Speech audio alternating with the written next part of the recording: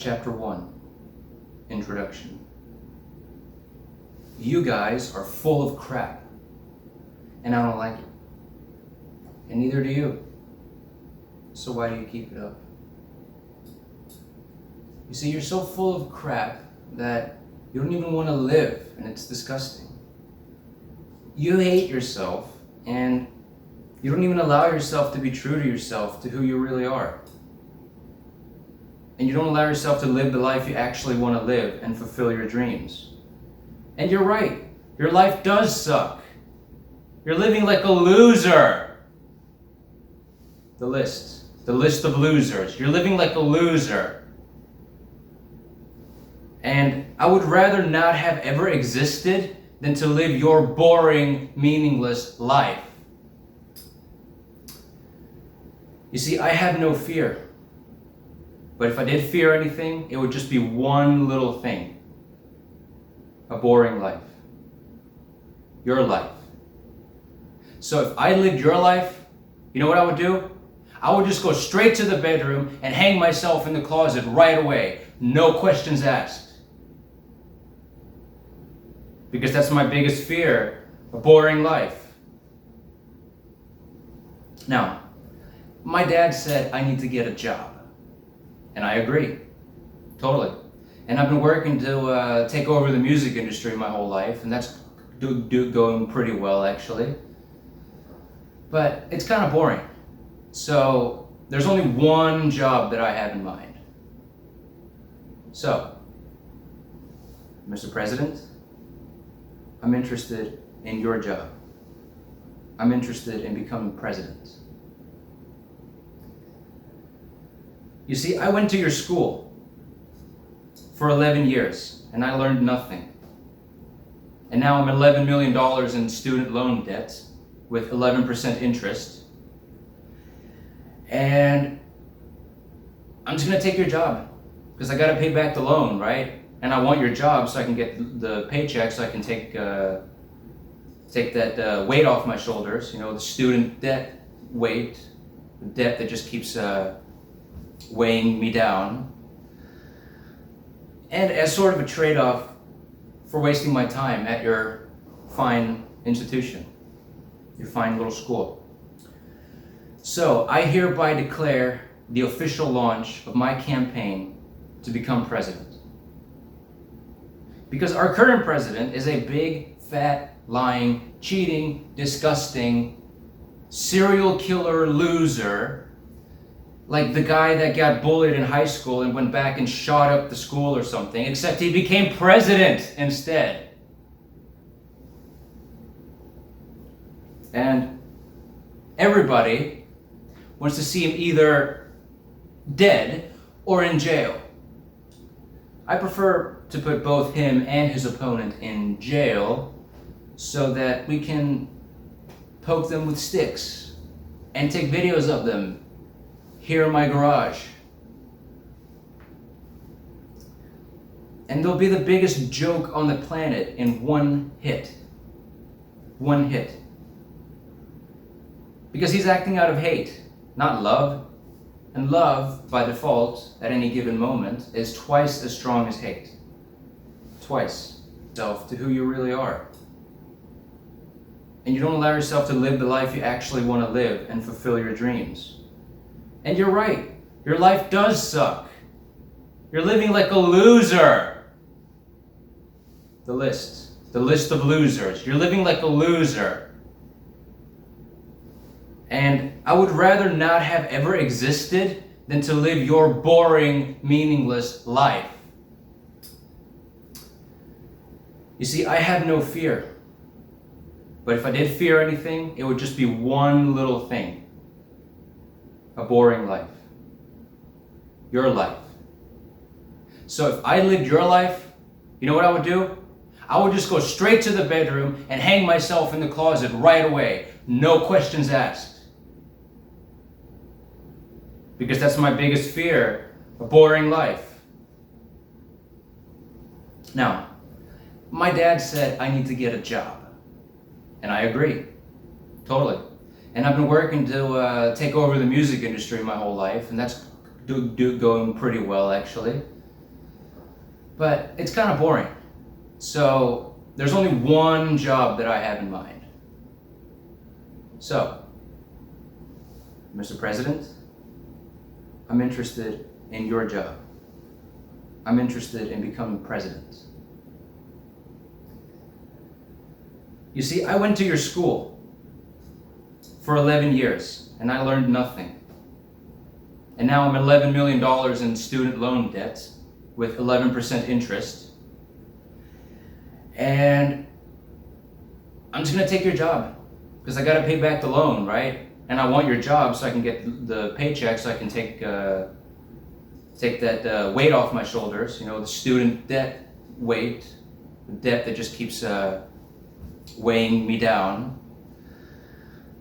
And as sort of a trade-off for wasting my time at your fine institution, your fine little school. So I hereby declare the official launch of my campaign to become president. Because our current president is a big, fat, lying, cheating, disgusting, serial killer loser, like the guy that got bullied in high school and went back and shot up the school or something, except he became president instead.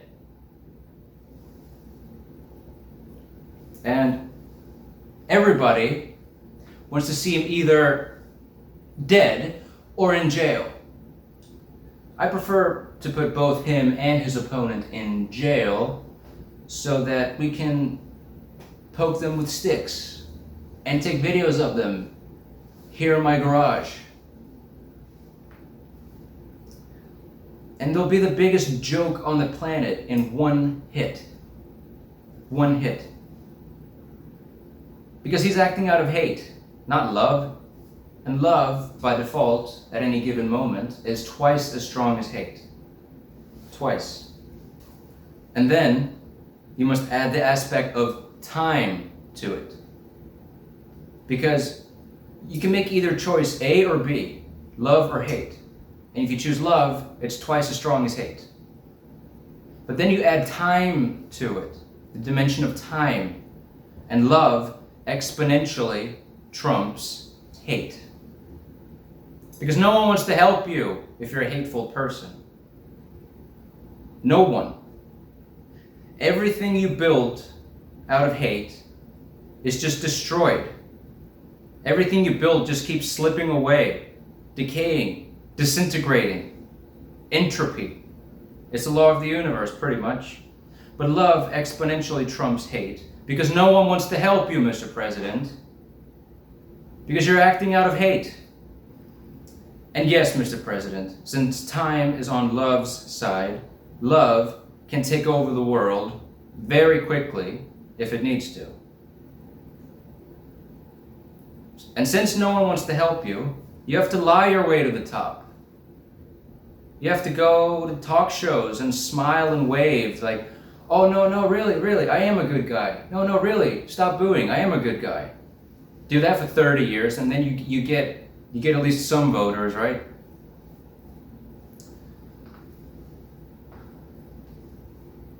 So you have to lie your way to the top. But people want to help love. People want to help the power of love. Because love is twice as strong as hate at any given moment, but love exponentially over time grows like a nuclear bomb. And the real throne is reserved for the one who has earned the love and the respect of the people, regardless of voting. So yes, if you pick me as your president, then love trumps hate. Fast. You know that I would be the best candidate because I even love the opponent that I am tearing open anally, verbally. So I'm not gonna kill him with my own two hands, but what I will do is, well, if he happens to lose his job because of me, I'll sympathize a little bit, and he can stay in my basement, and I'll give him $11 a day so he can eat. And I can squeeze all the information out of him, and so I can learn how to get all the secret tactics so I can fool the losers of the world, mostly the right wing, right? into thinking that I'm a good guy and a good candidate, even though I am not. You see, that's impressive because up until now, I've actually had to be a good guy. And if I ever want to stop being a good guy, I'll have, like Stewie Griffin, Mr. Burns, in my basement, locked up in my dungeon, and I can squeeze all the information out of him because he's got nothing better to do. And then you'll see me on talk shows, waving and everything, okay? I'll have my own little homeschool teacher, right? So I intend to demonstrate to the entire world that there's absolutely nothing to fear. And that you can do pretty much anything you want. And that nobody's opinion matters. So, if you pick me as president, then I have a new set of guidelines I would like to implement that will go into effect immediately. Guideline number 1, the flash drive. I was in TV studio morning announcement class thing in high school. And my teacher did not want to show a video that me and my friends made. They did not want to upload it to the morning announcement, even though it was clearly child-friendly. But school is authority, and authority doesn't like it when people are getting in the way of the curriculum, because the curriculum must be executed without creative input. And when you're too creative and you create a video that does not match authority, then authority does not want to show it on the morning announcement. So, I'm going to upload it here, knowing that the school is so stupid that they had so much intellectual property in their hands and they didn't even have a YouTube channel. So do they even believe in the children they claim to believe in? When the children are just working and working for the school and the school just sucks up the information and does nothing with it except a little B+, A-, that doesn't do anything. Doesn't pay the bills. You're a slave to authority. You want everyone to like you, you want your teachers to like you, but they're authority. They're working for the government, they're working for our president. The money comes from him, or her, or it. Guideline number 2, the talent show. You see, the same school that didn't upload the morning announcement video didn't make the right choices when it came to the talent show. And as you can see, this is pretty personal. Me and my dear friend, we played at the talent show together, just the two of us. And everyone in the school agreed that we should have been the winners. But the school authority doesn't like it when real winners are winners, so the school turned some losers into winners and gave us second place or third place or something. And the same stupid school still doesn't have a YouTube channel where they upload all this stuff officially, so why do you even believe that they care about you? You can listen to everyone and learn nothing, or you can listen to no one and learn everything. So to make up for lost time and to completely nullify the votes of the judges, I'm just going to upload the video here on my channel. And because, I mean, they still haven't uploaded it. They have all of the footage and they could easily help everybody out, especially during these hard times, but they're just hoarding all the information and just keeping it locked away for some reason. So I'm going to take their job as a teacher, and then they're all going to lose their jobs instantly, and then they're all going to get together, sign a piece of paper, and resign all at once, and then they're all going to commit mass suicide, metaphorically speaking, because their personalities will be dead. Because they thought that they were a teacher, but they're not. They're just federal employees executing a non-creative curriculum, serving authority, even when they don't like the president. They're still working at the public school. And so they've all been supporters of our president the whole time. And they've been stopping us and stifling our creativity, therefore helping nasty president get into office. So yeah, this is kind of personal, isn't it? So I'm just gonna take all of their jobs as a teacher, and if somebody wants to spray paint anything funny on the school, I'm not gonna encourage it, but as president, not necessarily gonna stop it either. And the address is 666 Grab Them by the Pussycat Avenue, Washington, D.C., United States, Earth, Universe, Infinity.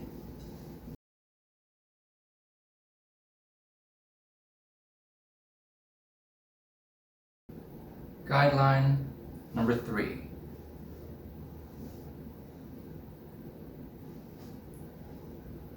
NASCAR. Again, the school. One of my teachers would not stop talking about NASCAR, even though we didn't want to hear about NASCAR. Isn't the curriculum painful enough? Then he wasted his own time on NASCAR, and then he wasted our time on NASCAR, and then he wasted my time on NASCAR. My time. NASCAR. My time.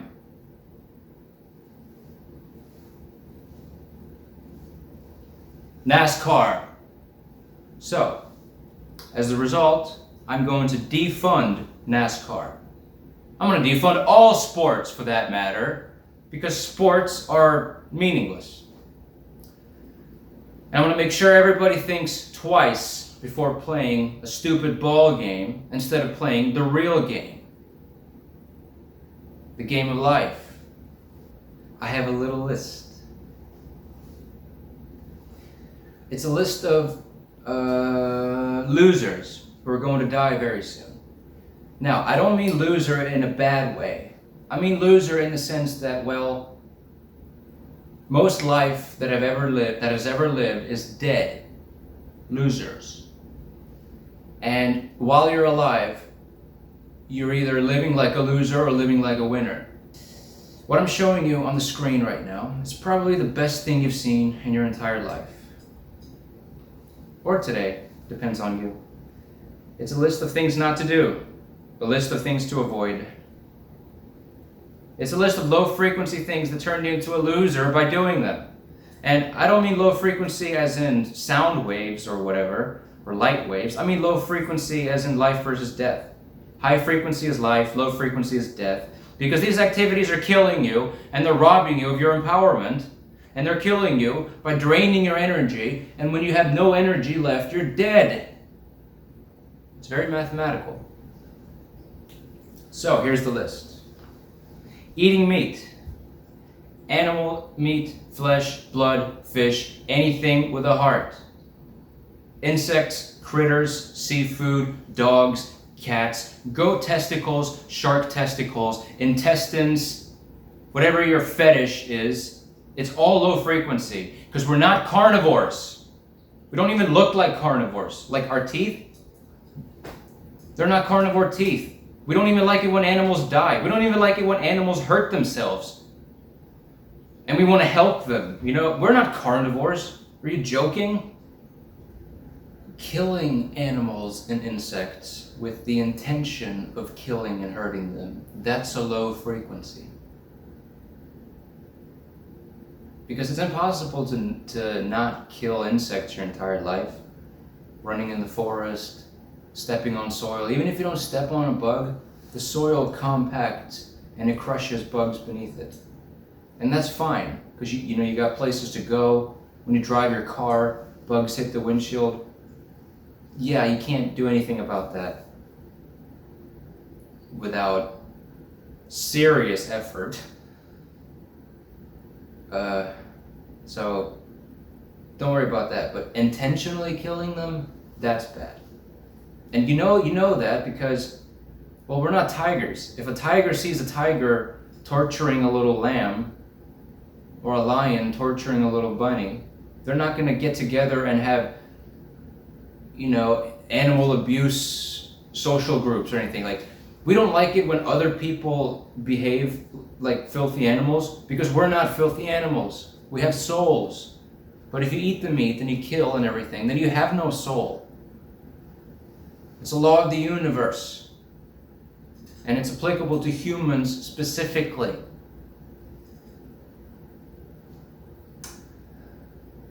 So it's also a good idea to stop touching the dead animals and insects. Why would you want to do that? Why? It's pretty dangerous. Germs and everything, like leather seats in our cars, really? Like, come on.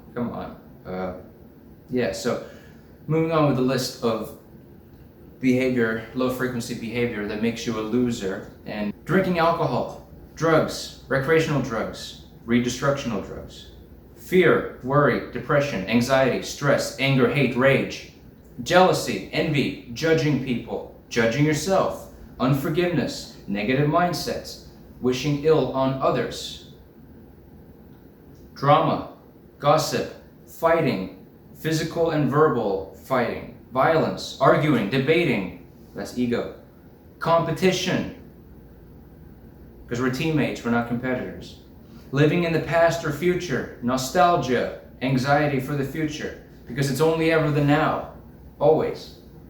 Sex, masturbation, orgasm, pornography, spirituality, religion, black magic, religious rituals, spiritual rituals, creating altars, worshiping things, idolizing anyone or anything, placing others above you in worth or value, and oh, little me, all that.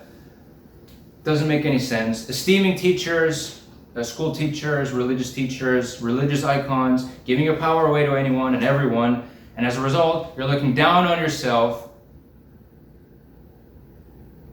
and we're all one. So why would you do that? What's below one? Since we're all one, what's below that? Well, you, by your choice. So you're below that which is. So obviously you feel inferior because you're not in harmony with the one that we all are.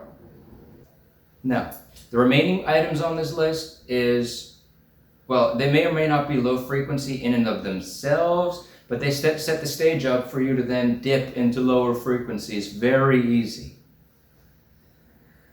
And that is perfectionism, materialism, feeding the ego, using social media for validation. When you're using it for ego feeding, because your ego's got to go. And listening to music with low frequency lyrics, rap, hip hop, heavy metal, death metal, black metal, even blues songs. A lot of the time, if you let the lyrics ingrain in your brain, country songs, sad songs, breakup songs, like this stuff doesn't help you. Okay?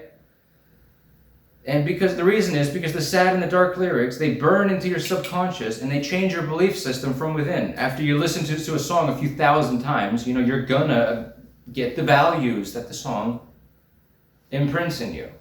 You listen to hip hop music, well, give it 2 years and you'll be a drug dealer.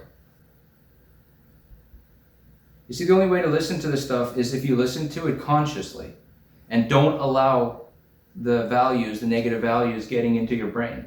But if you just put it on in the background and you don't even focus on it, your subconscious picks up on it and it's just going to ingrain in your subconscious. But if you consciously make the effort of preventing that, then you're fine.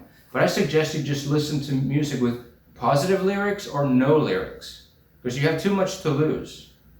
You have way too much to lose to be doing this stuff.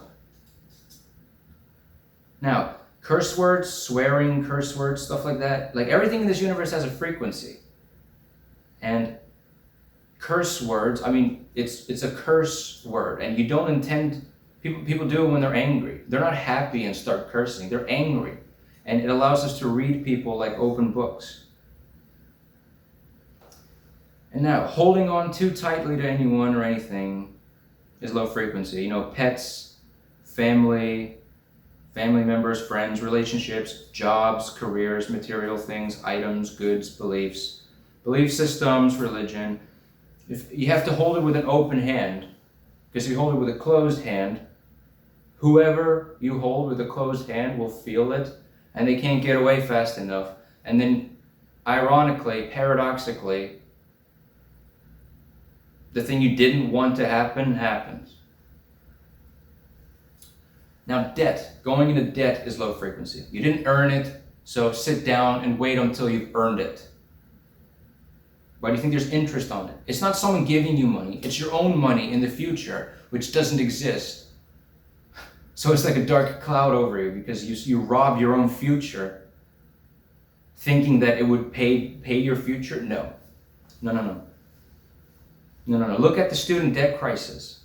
Everyone there is a loser. And you want to fit in and do what everyone thinks. But it's the internet information age where the cream rises to the top because of the saturation of information. So being like everyone else is like the worst thing you could ever do. The only people that succeed are those that capitalize their creativity. Because there's thousands of people with your degree, but there's only one of you. And if you all have the same degrees, you're a dime a dozen. And I can charge all of you $10 an hour, $11 an hour, or $0 and call you an intern and make you my slave. But if you have something spicy that you can bring to the table that only you have, then you can charge big money for that. And that is your creativity, your uniqueness that you let go of for some reason because you're afraid of what people will say. Well, you know what they're going to say if you live with your parents at the age of 40 and your degree didn't do anything? They're going to watching television. Why? Because of violence, sexual, and drama-based content. Well, intelligent movies use violence as a metaphor for something else, such as events or struggle or overcoming problems. But many people just want to watch violence for the sake of watching violence. Because unless people are pretending to kill each other on the screen with ketchup blood everywhere, then for some reason their Friday or Saturday nights isn't fulfilled and they're bored. Boredom is also a low frequency. Video games. Well, because of violence, sexual, and drama-based content. Sporting games. It's competition and it's low frequency. It has no inherent value. That's why you have to keep imagining that something happened. Oh, the ball went in the net. Nothing happened, but we have to pretend like it happened. There's a bunch of losers going, yay, I'm a winner.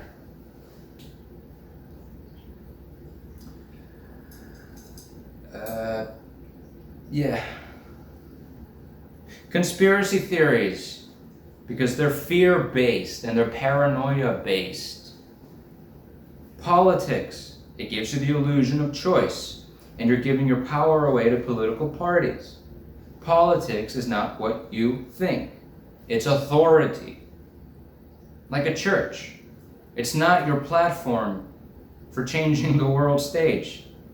You can only change the world by changing yourself and using communication, art, business, entrepreneurship to change the world. Politics is for losers.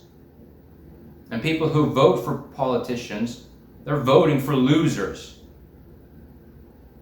What does that make you?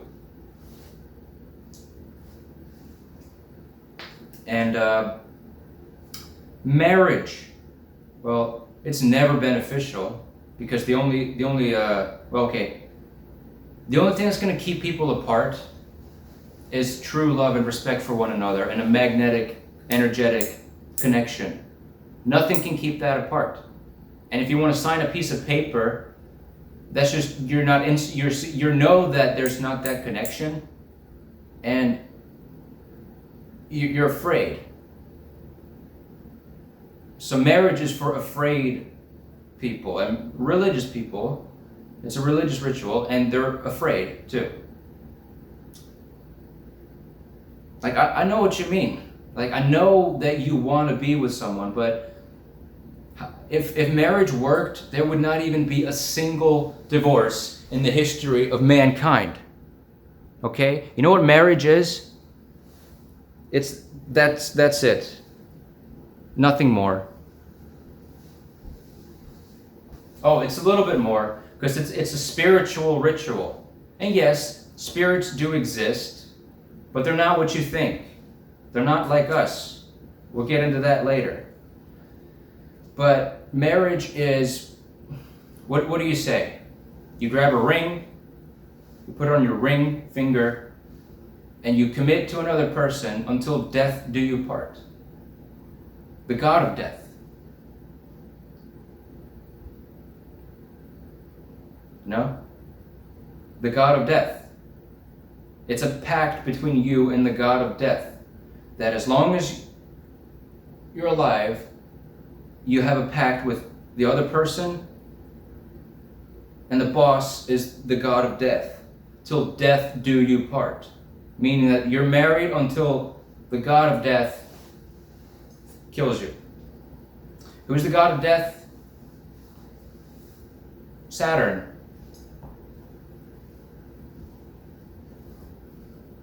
The God of time, the God of death. Saturn rings. It's a ring. It's Saturn worship. Till the God of death do you part.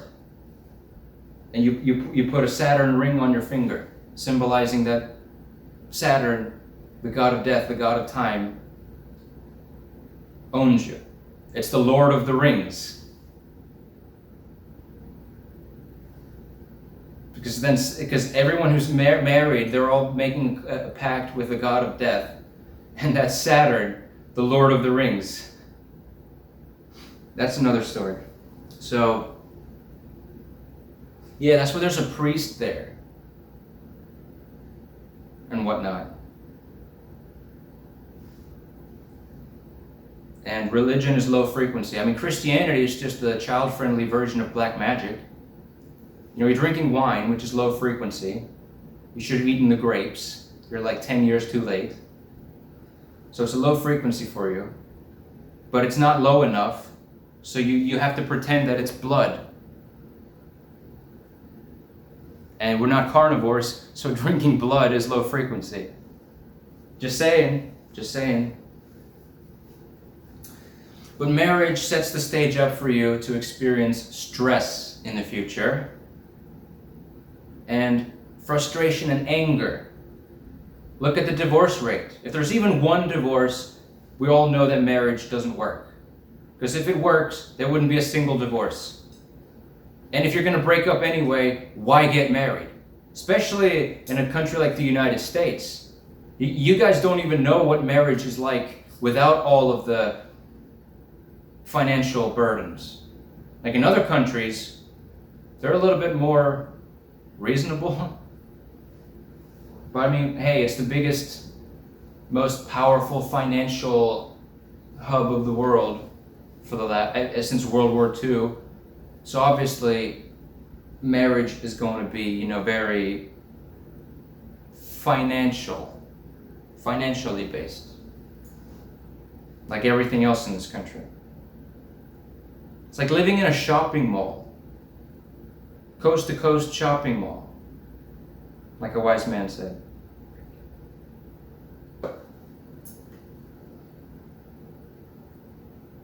Low frequency locations. What are those? Bars, clubs, nightclubs, strip clubs, brothels, churches, religious places like that, holy places. Because going to these places, first of all, they're asking you to do low frequency things only. And you're around other only low frequency people who are only there to do low frequency things. And you want to go there and find your soulmate in a low frequency location? You're only going to get the worst of the worst. Maybe you find your soulmate in, I don't know, anywhere else except a bar and a nightclub, really? Because why would you want to be with someone who thinks it's a good idea to go to those places? Especially with the virus going around, it's obvious that these places are just dirty, nasty, and filthy. Have you seen the bathrooms in these places? But yeah, all your friends are going there. Well, all your friends are low-frequency losers, and they're all going to... You may say to yourself, oh, all of my favorite hobbies are on this list. Oh, I can't do anything, so limiting. Well, why do you think your life sucks then? Why do you feel incomplete and like you're missing out on life? Why do you feel stressed out and sad and frustrated and flat out ignorant, incomplete, lost, angry, frustrated with everything? Why do you feel like you're dying? It could be because you do low frequency activities on a daily basis and you're draining your energy all along the way towards your death because you're tired, right, after a night out. I mean, the hangover is a dead red flag anyway, right? But almost getting there and not getting a hangover, no, it's not. Alcohol never benefits you. It never has. You should have eaten the grapes or the sugar cane while it was grapes and sugar cane. You can't even let it sit for 2 weeks without it rotting and being unhealthy for you. So what do you think happens when you let it sit for 10 to 50 years, aging somewhere? Because this is a health choice. It's not a drug medicine choice. It's a food choice. It's a drink choice. It's a health choice. Like if you eat oranges when they're spoiled and rotten, you're going to throw up because it doesn't belong in your body. Alcohol doesn't belong in your body. Nobody ever made it to live 100 years and then ever had the knowledge that, oh, it was alcohol that, no. Oh, a glass of red wine a day, no. No. All of that is crap, horse crap. You see, the reason you want to believe all these things is because you want that to be true, so that you can make whatever choices you want to make and not suffer any consequences. But yeah, these low frequency activities, they just rob you of your empowerment. They destroy your intuition.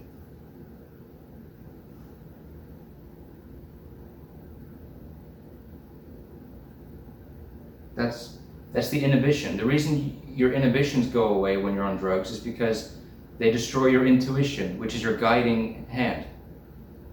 It's your connection to the truth that gets almost completely destroyed. So you lose your soul, and you're no longer yourself. So you'll do anything, and then you regret it the next day. Yeah, I don't think that's a solution to anything, because this is not a shopping list to get done in a weekend. It's a death wish. It's a death list. All right? So yeah, that's the list. And it's very good to know about it, because if you want to help save someone's life, then you can send them this video or not. That's your choice. But I know I would be thankful if somebody sent me this video a long time ago, so then I wouldn't have wasted so much time and energy like I did. And this whole thing outlines everything that's wrong with humanity, pretty much. And the nature of our behavior, and why things are so crazy. Guideline number 5, destroying low-frequency businesses. I intend to destroy all low-frequency businesses, if that's what it takes. Not by getting into office and then defunding everything, but by giving you the power of the truth so you can make the best decisions for yourself. And then we should all just agree to stop going to the bars. I mean, I've agreed to never go there again. Will you join me? Because you don't come out of there with like a book written in your hand, intellectual property. You come out of there with a lower frequency, lower energy, STDs, a baby in your stomach, and you don't even know the guy's name. Oh, but you're bored if you don't take those risks. Fine. It's your life, it's your energy, right?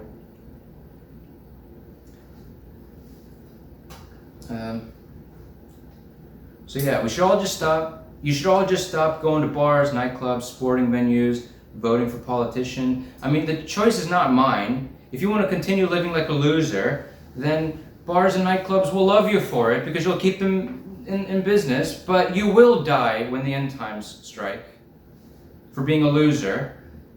So why would you keep being a loser? You see, nothing in life is free. That euphoria you get from alcohol and drugs and orgasm is illegitimate. It lowers your frequency and it destroys your intuition and it costs you your energy. Your life essence is your energy and you pay to play. That's why it's addictive, because drug users can be good or bad people. Like, you're not a bad person. You're just not making the best choices for yourself. And you feel that after 10 years. You feel that. You feel like something's missing. Well, yes, a good chunk of your soul is missing. Your energy reserves. And yeah, they lower your frequency, your energy, destroy your intuition, and the pleasure you get from doing drugs makes you lose interest in doing hard work. And you spend the next 10 years in a trippy, dreamy euphoria, but you didn't earn it in a legitimate way, so you don't have anything to show for it. It means you die a little bit with every drink you have. You die. With fruits and vegetables and water, you don't die. But eating the meat, drinking the alcohol, doing the drugs, that's death. You can do medicinal drugs, but that's a different intention. Because you can take the same painkillers as prescribed with the intention of helping yourself, and that's good, that's life, high frequency. But if you take 10 times the dosage to get high, that's a low frequency, and that lowers your energy and everything. Because in life, every single moment of happiness and euphoria must be earned. And all you did was this.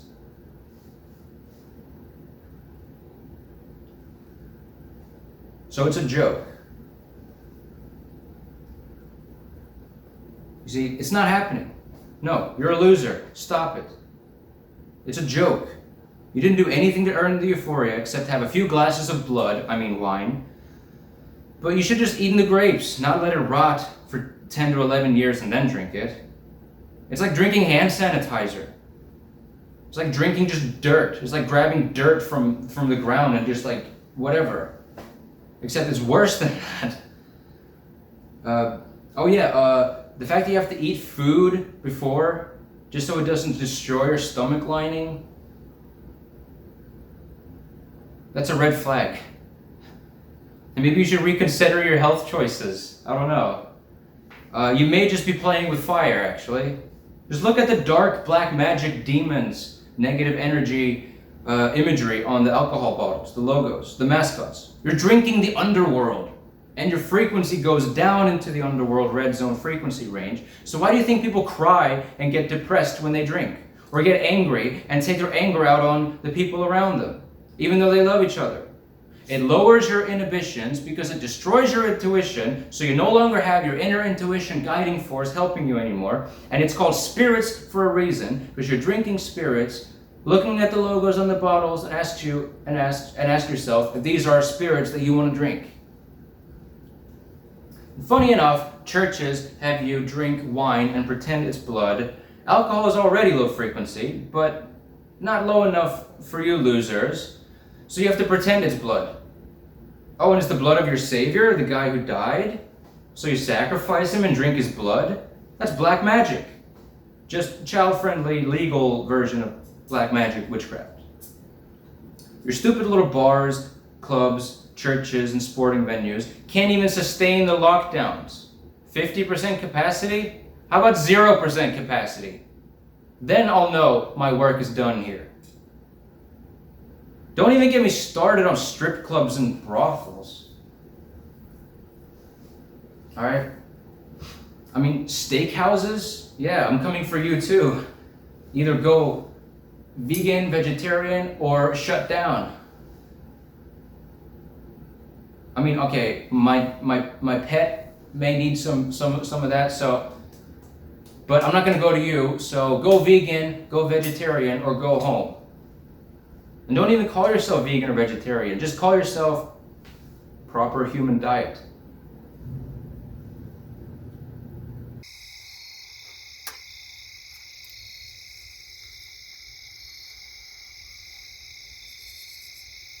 Guideline number 6. I intend to cancel sex worldwide.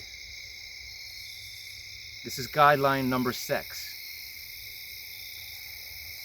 Not by defunding the condom industry, but by grabbing the attention of women worldwide, and they're all gonna have a crush on me, and now they have to think about me to finish. And men will have to try to catch up with me to get any.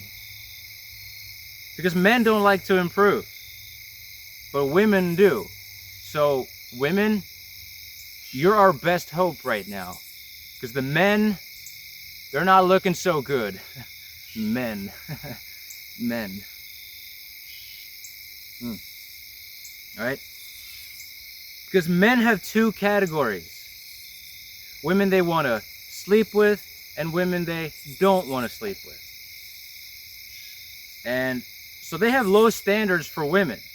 And what they do is they copy and paste those standards that they have for women onto themselves.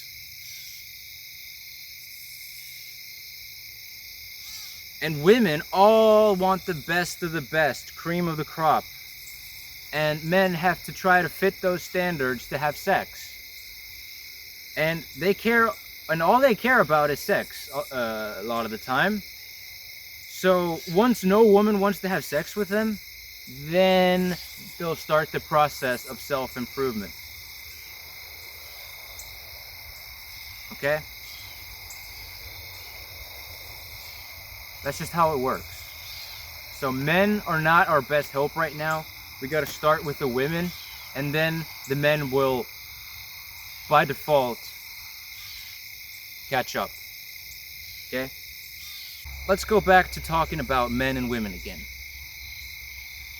Let's talk about the difference between them. You see, women, they want the best of the best of the best of the best. And they all want that unanimously. So men then don't, and men will settle for less. Anyone that looks at it for 2 seconds. Because they have, all women want, and all the women want the same men, the same few men out of all the men in the world. And men have only 2 categories. Number 1, the women they want to sleep with. Number 2, the women they don't want to sleep with. And as long as anyone from category number 1 picks them, they act like, oh, I did everything I needed to do because somebody wants to have sex with me. That must mean that I have the approval of the Creator. I must be living the good life. So, let's raise the standards of the men again by grabbing the women and so let's raise the standards for the men by grabbing the women first. You see, women are the baby people. They're in the business of getting the best of the best of the best because, well, they're going to grow a baby inside of them that's kind of intimate. So they're in tune with self-improvement. The only problem is that they're in tune with self-improving the men rather than themselves. Which sounds really stupid, because it is. So they want the best of the best of the best of the best of the best, and then just grab him and hook onto him and get his abundance. And men will gladly do that as long as you sleep with them. But you won't have a meaningful relationship because you'll have a codependent business transactional relationship at first, and everything else is sub to that. Okay?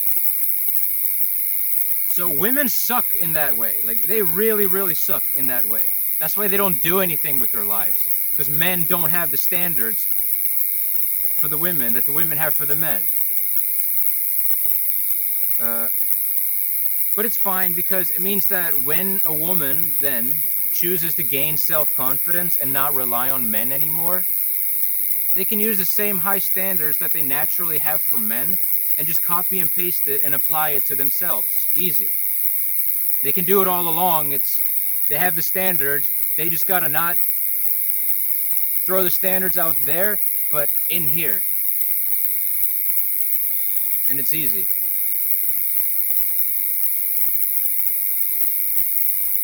Therefore, becoming the one rather than looking for the one. Okay?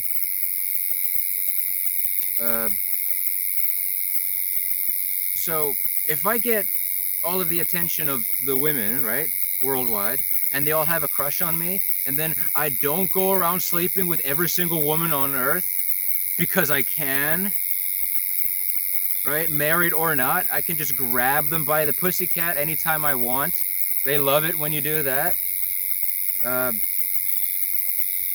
Any woman on earth, any woman in the galaxy, in the universe, you could just grab them by the pussycat, right? And then not doing that gets their respect. So they're gonna like me even more for not doing that. And then every single man on earth pretty much look like a lame, pathetic loser compared to me. And all of the vaginas in the world will collectively dry up like the Sahara Desert. Okay? Unless they think about me in bed so they can finally finish. Because as long as the men are having sex, their life goal, they don't want to improve. So the only way to get the men to improve is to raise the standards of the women first. And I thought women were supposed to have high, soul-crushingly high standards, but then they make these poor choices all the time, and then they marry poor choices, and they get diseases and viruses from poor choices, and they let poor choices be the father of their children. They let a poor choice grow inside of them for 9 months. And then they have to take care of a poor choice for 18 plus years. So let's just raise the standard, let's raise the vibration, and then the women will do that, and then they'll only be attracted to me. They won't be attracted to anyone else, pretty much. And all the men in the world aren't gonna get any because they can't get any. And if they want to get any, they have to improve themselves because they only want to improve themselves enough so that at least one woman will have sex with them or look at it once. They're like, score! Because men have 2 categories. And they went all in on the masculine. So they don't have feminine. And they're a slave to every single masculine attribute because they went all in on the masculine. So they're a slave to the masculine. And that's why men suck. Same is true about women. They go all in on the feminine. That's why women suck. And on top of that, most people have no self-control, and they're slaves to their biology on top of that. So no one's a human being. Everyone's either masculine or feminine. Even if you're born a man or a woman, you can go all in masculine or feminine, but men tend to go masculine, and when they go all in feminine, it gets ugly. And when women go all in on the masculine, it gets ugly. So it's all ugly. You can't be either masculine or feminine. You gotta center yourself in the middle, combine the two, and then become a human being.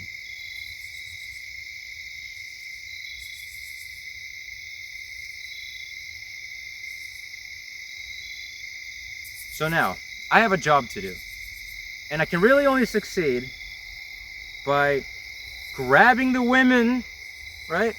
And then lifting them up into heaven, the higher frequency planes of existence. And if men ever want to see them again, they're going to have to join us. They have to leave the lower frequency planes behind and come up to the higher frequency planes. Not before your death, while you're alive, that is. And once that is done, since everyone has now raised their frequency up to the higher frequency planes of existence, and would leave the lower animalistic death frequencies, red zone frequency range behind, then th- then then the desire for sex will stop. It will cease to exist. Because everyone will now be centered in the middle, whole and complete, and high frequency. And that's the inner alchemy. When you combine the male and the female, the masculine and the feminine within yourself, you combine them, and you get the best of both worlds and more.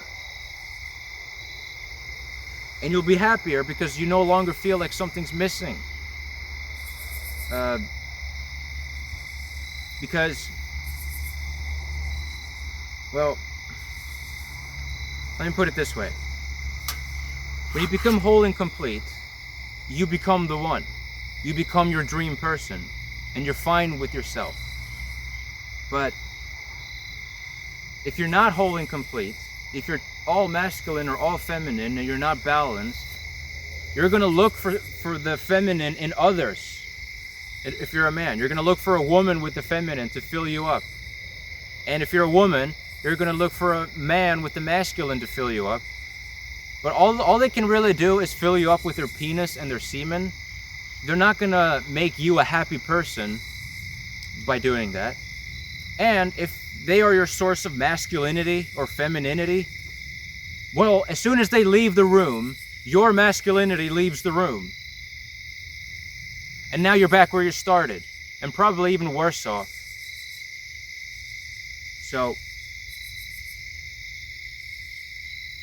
yeah, so when you do that, you become whole and complete within yourself, and you become the one. Then you become no one, and then you become everyone. You see, we're all one, if you haven't noticed it yet. Is anyone here? Anyone? No one is here. There's no one here, because we're one. Someone was here, but now no one is here. Everyone is one. You know, this is why I should be president, because I have this information and I'm giving it to you for free. With nothing but a smartphone, a glowing piece of paper, and my voice, and a free YouTube account. That's your free college. That's your free healthcare. Okay.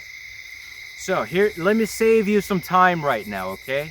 Let me save you some time personally, whoever may be watching this.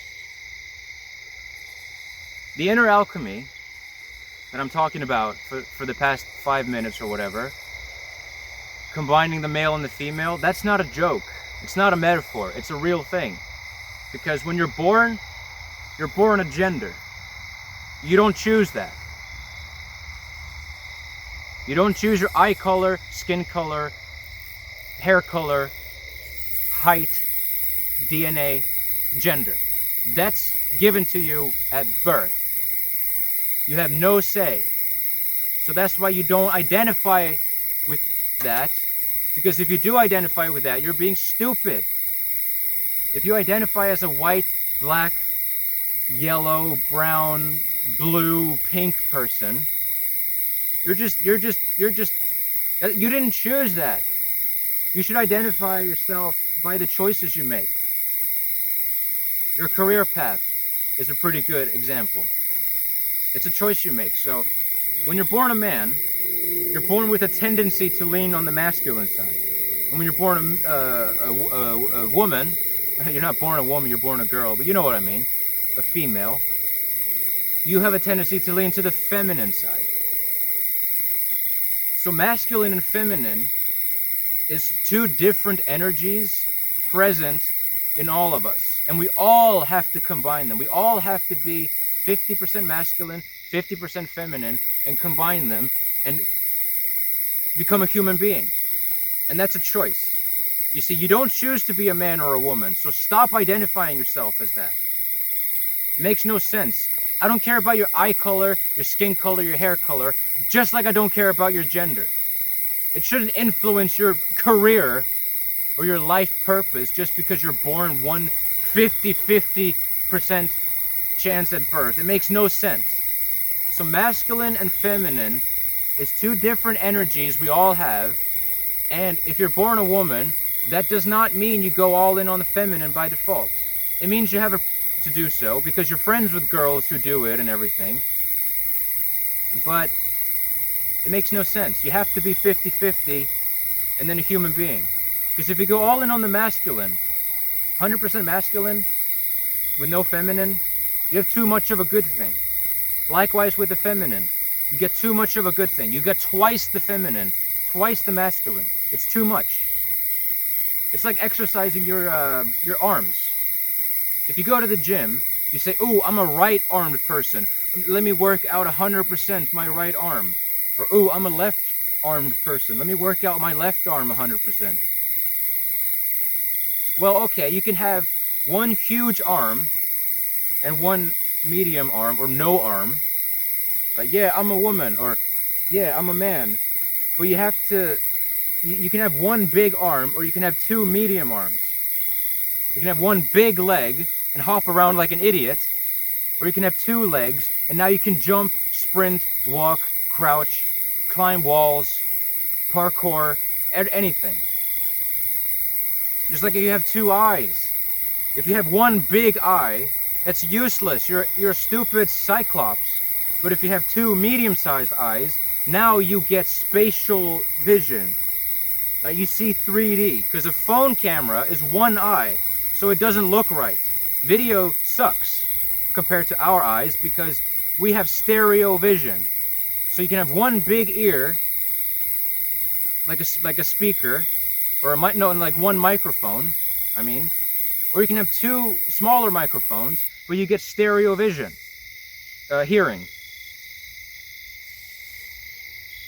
You can have one big nostril, or you can have two smaller ones. You can have one big lung, or two smaller ones. You can have one big kidney, or two smaller ones. You can have one big right leg, one big left leg, or two medium legs.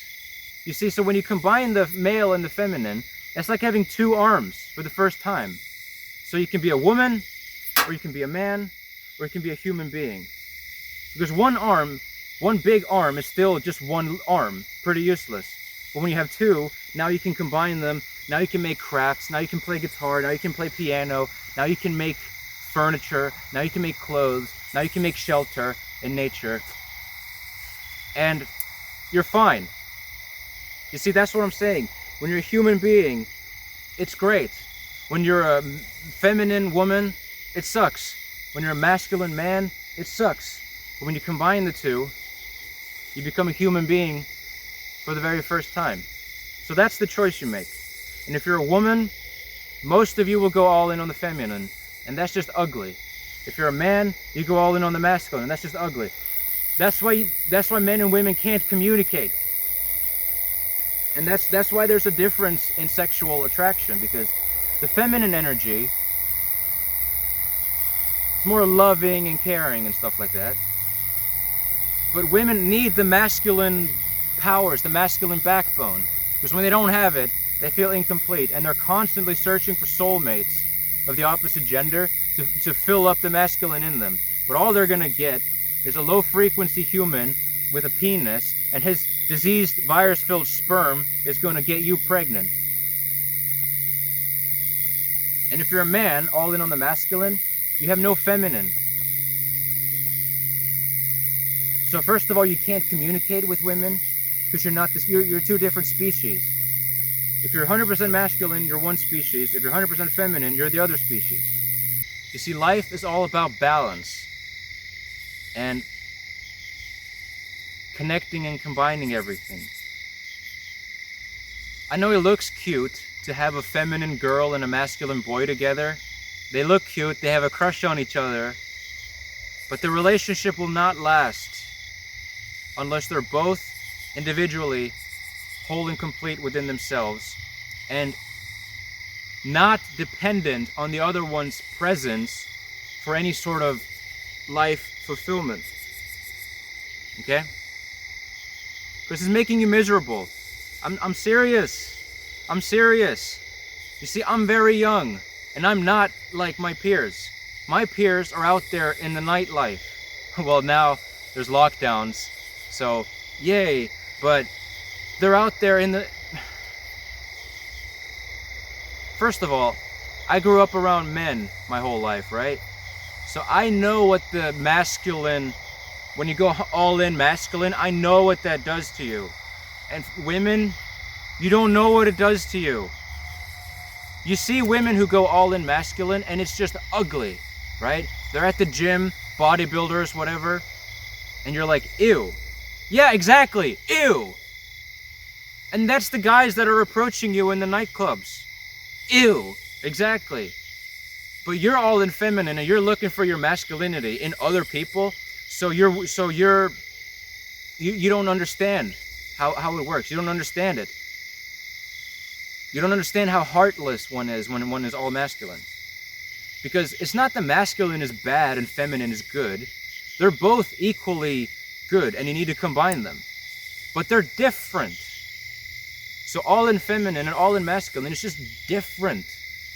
And the feminine is more on the loving, mental connection, friendship thing. Masculine is more analytical, getting things done, say what you mean, no abstract value, very logical, 1 + 1 is 2, why would 1 + 1 = 4, I don't understand, please explain, you know? So, all in masculine men, or all in masculine women, sexual attraction is just visual, very logical. She looks good, she must be healthy. Feminine women, femininity, going all in femininity, you look at the mind. And oh, he's acting smart, so he must be a good choice. But when you're missing the masculine, you don't look at the body, you look at the mind. So men, masculine, they're looking at the body, analytical. Women, feminine, they're looking at their minds, their souls, very abstract. So they'll pick very, very physically unappealing men if they like them as a person. And men, masculine men, or masculine anyone really, they'll pick someone who looks beautiful even though their personality isn't even there. Even if they're dumb in the head. Even if they're a complete loser who didn't do anything with their life, has no creativity, they'll be in a relationship with them as long as their body looks good. So what happens when you combine masculine and feminine, you sort of do both. The masculine in you will be analytical, looking at the body, looking at whatever, and then the feminine in you will be abstract and looking at the mind. So you can't be only feminine or only masculine, because then you're missing the point. So when you look at the body and the mind, you're making the best choices, because yeah, they're cute, they're funny, they make good choices, they'll make a good father, but when you use the masculine powers of you and you look at their body, you're like, oh, he's 300 pounds overweight. Maybe he's a horrible relationship partner, because he can, first of all, he's going to eat all the food and it's going to be expensive. And second of all, he's not going to live past the next 5 or 10 years because he's going to have a heart attack. So you got to do both. Otherwise, you're going to make horrible choices. Like women, right? Women don't know what happens to the brain when you go all in masculine. They don't have that experience. So they don't know what they're looking at. They don't know that when they go in the nightlife, the bars and the clubs, they don't know what the men are doing. They don't know. They don't know that vaginas are a drug to them. Because they have no femininity, so they don't care about your soul or personality. Okay, the men will do anything to get inside your pants, even if it means ruining what could have been a perfectly beautiful friendship. And what women don't understand is that women don't respect themselves and they're insecure. And they have all feminine, so they think that guys think like they do, right? But they just happen to prioritize beauty. But what actually happens is that when women go into the nightlife, especially late at night, after midnight, that's when the vampires come out. That's where the werewolves come out.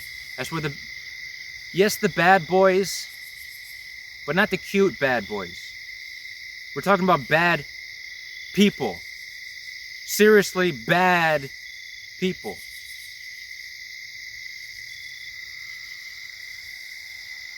And men look at you on a scale from 1 to 10 in physical beauty, and they're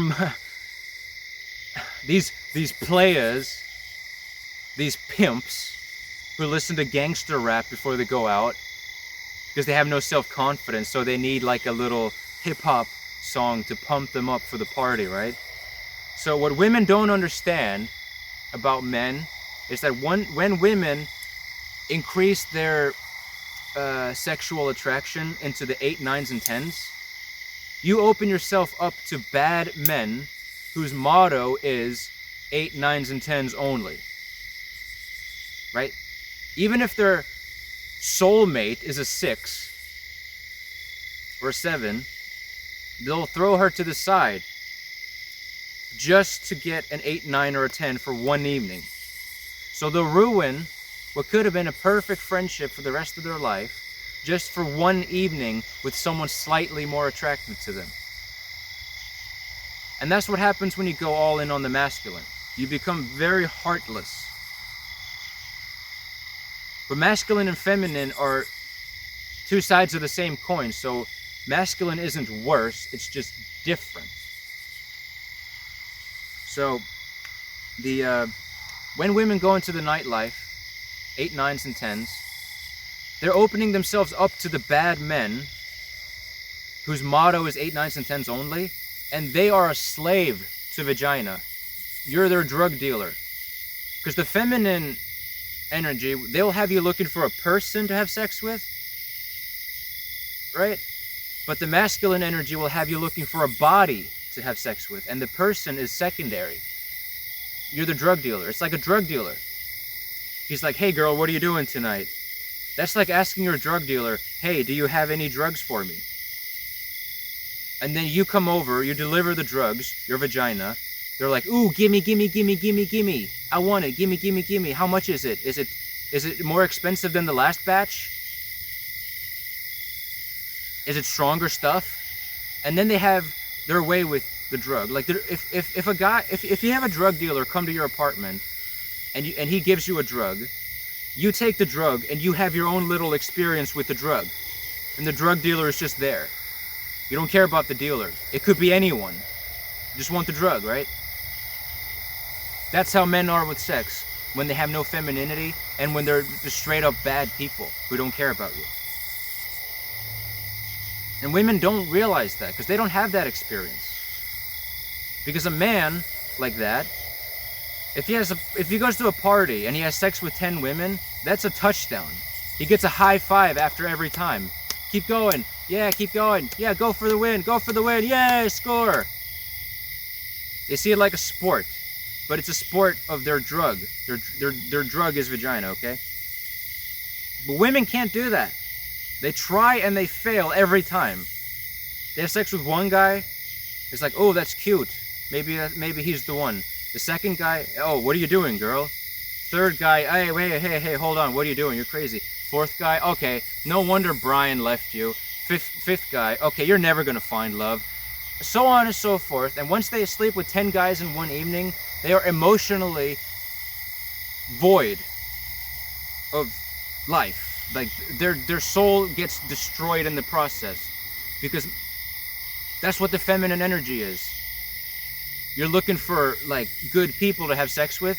You're not looking to have sex. Like the masculine men, they'll go for vaginas and they'll tally it up and compete with other men. But women, they're supposed to be a little bit more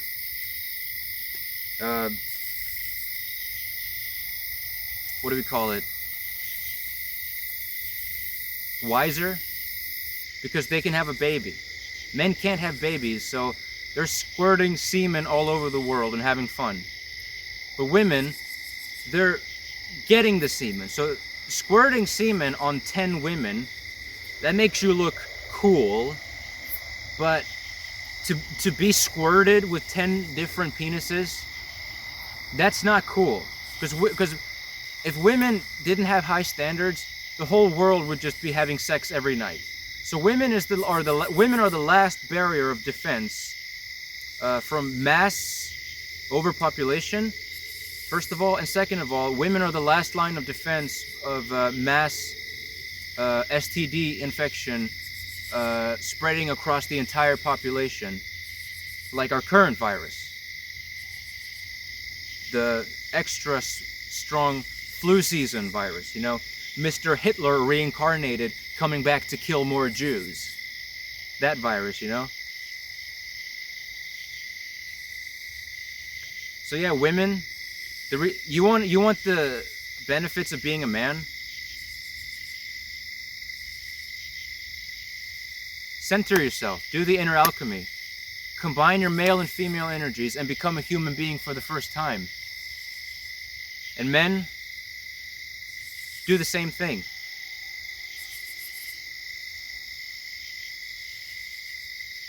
People don't know this information. That's why they spend their whole lives miserable. And that's why I, younger than you guys, am happy for the rest of my life forever, even if I never see anyone again.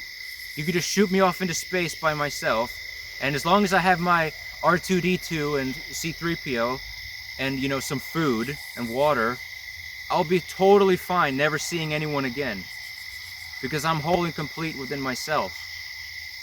And anyone's physical presence doesn't do anything for me, because I've already done it. And turns out that anyone's physical presence can just bring on a virus. So if you want to depend on other people for your fulfillment,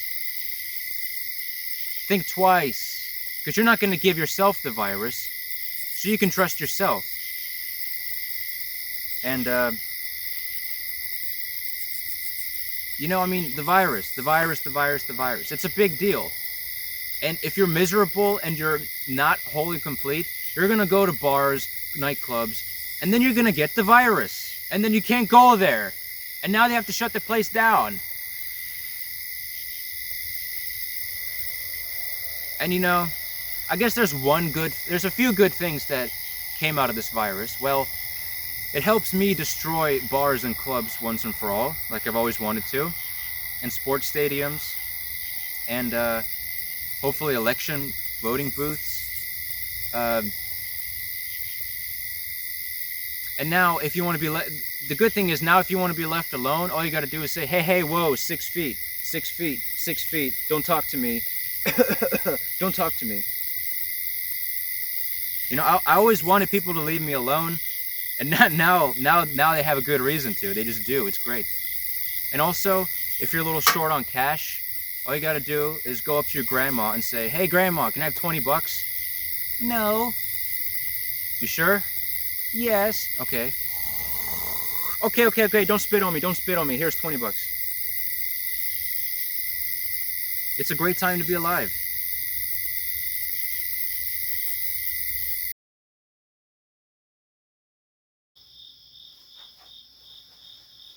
Okay.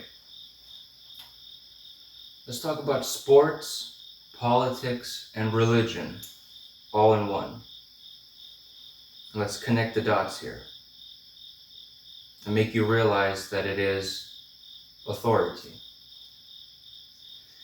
You see, the reason sports, politics, and religion is stupid is because it's full of losers. They call themselves winners, but they're losers. Because they're not winning love and respect. They're not winning. They're winning within authority. They have office jobs that give them power. They have positions, but they don't have the love and the respect that gives them the power that a real winner would have. So they're weak losers. And only a weak loser would want to compete in a stupid sporting game, a stupid ball game, a stupid political game, just to be called a winner and get power. You see, those things are designed for low-frequency people who want power over others for the wrong reasons. And it sends them in a meat grinder of trying to get into the NFL, becoming a priest or a minister, becoming a politician, where there's finite slots, and millions of people around the world want those slots. So it's crazy competition, but it's all low frequency people competing. You know, for the quarterback slot, there's only one. It's like being president or something. The mayor, trying to become a senator. It's for low frequency people, because that's not real power. That's why all our presidential candidates look really sick and old and disgusting, because, well, they are, and they're exhausted because they've been spending their whole lives just making bad choices, and then they want to get into office and make choices. And they also can't control themselves as people. They can't control their tongue, their sexuality, or anything. And look like they look like they've had so much sex in their lives that they're just walking meat sacks of disease. I mean, look at our current president. It took him his whole life to cheat his way to power, because that's how long it takes to get into the NFL. You have to work and work and work and work and work at it, because it's a game for losers, because you know that the creator doesn't respect you. So the creator sets up sports, politics, and religion to fool the losers, the low frequency losers of the world, into competing and clawing and killing each other, fighting for a handful of slots. None of them actually get the love and the respect of the people, which is the real power. They get illusion power, but the creator controls everything. So if the creator doesn't like what they're doing, it'll just fire them. And all of a sudden you lose all your jobs. And if you win a stupid little ball game, you call yourself a winner, but if you take away your uniform, your quarterback uniform, you're a nobody. And you have no power. But if you have the love and the respect, the real power, then even if you die or whatever, then you still get to keep your job from the grave. And your work and message and impact will live on and change the world as if you're still alive. And no one can take your uniform away. They can only take away the love and the respect when you act unrespectable. So as long as you act lovable and respectable, then the job is yours forever. No matter who wins the high school football game, the real winner is the one who has the love and the respect. The real Iron Throne. The quarterback that wins the football high school game, that's the fake Iron Throne that the creator has set in place to fool negative, disgusting, low-frequency, violent, angry meat eaters, fat losers who have to cheat their way to fame and compete. And ironically, this is how sexual attraction works. Because, well, all of your friends are your same gender, but you guys are all split male and feminine. Like, you're not whole and complete inner alchemy human beings. So you're split 50-50. Like, the population is split 50-50. And all of your friends see you as competitors for the other gender. Especially men, because women have such high standards that all the men want to do, like the men just, because the women want only a handful of guys, like less than 1% of the male population, and the men can feel that, so they're dancing around like monkeys. That's why they're making all the money, because the women have high standards for the men, so the men have to perform to get, attention and all that stuff. To father children and all that stuff. Because most men just get rejected because of the higher standards that women have. And because men have low standards, women don't have to dance around like monkeys in the world of business, art, entrepreneurship, or the world of art, or politics, sports, and religion. So women have it easy in that sense because men have such low standards that they'll just, like anyone who'll look at it for 2 seconds, they'll just give them like a credit card and marry them on the first night if they just look at their penis for 2 seconds. That's why women are such losers a lot of the time and don't do anything with their lives, because the men aren't making them doing anything. But women are making men do everything because they have high standards. But men and women were all one. But this is just a side effect of what happens when everyone splits all masculine or all feminine. Everyone should just be a human being, whole and complete, take care of themselves, don't need anyone else. Why is that so hard? Oh, because it's not the easy way. It's much easier to put a penis in your vagina for your masculinity than to actually get in touch with your masculine side. It's the easy way. But it's like getting high from drugs. You don't actually get high. You may feel illegitimate pleasure, euphoria for a moment, but then the drug leaves you and you're left worse off than before. Just like with relationship partners. You get together, you get high, and then they leave and you get low and you're worse off than the way you were before. Because you're depending on drugs, you're depending on people, because you're lazy and you don't want to do the inner work yourself. But it's actually the only way. There is no other way than to do the inner work, the inner journey of knowing thyself, taking care of yourself and being your own best friend and your own caregiver, being your own parent and your own child all at once. That stuff is hard. It's the hardest thing you'll ever do, but it's actually the only option you have because nothing else works. That's why you got 40-year-olds and 50-year-olds, miserable people. They're like, oh, I'm gonna die alone. Well, yeah, are you gonna take anyone with you, you crazy fool? I didn't think so. Leave people alone to stay alive. Like when you die alone. You don't have to take people with you. What are you, a suicide bomber? Kamikaze? Crazy. Oh yeah, I forgot to add, when it comes to the male and female inner alchemy, using both arms, both legs, and all of that stuff, I forgot to mention your left and right hemispheres of your brain. Because just being all feminine or all masculine, that's like being all left brain or right brain. But you have to use your whole brain. Exactly. Use your whole brain. There is a bridge between the two hemispheres. They're already connected. But you just have to do it yourself. It's like a pendulum. You can swing on the feminine side or the masculine side. You can be mostly masculine, a little bit feminine, or mostly feminine and a little bit masculine. But you have to swing and keep centering yourself. And if you keep leaning one way, you have to keep pulling back and center yourself.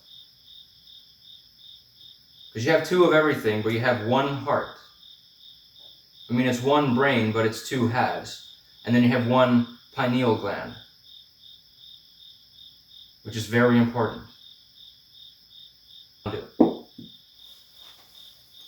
I doubt that you have the confidence to do what I'm doing. I doubt it. If you were to live my life right now, you would just melt.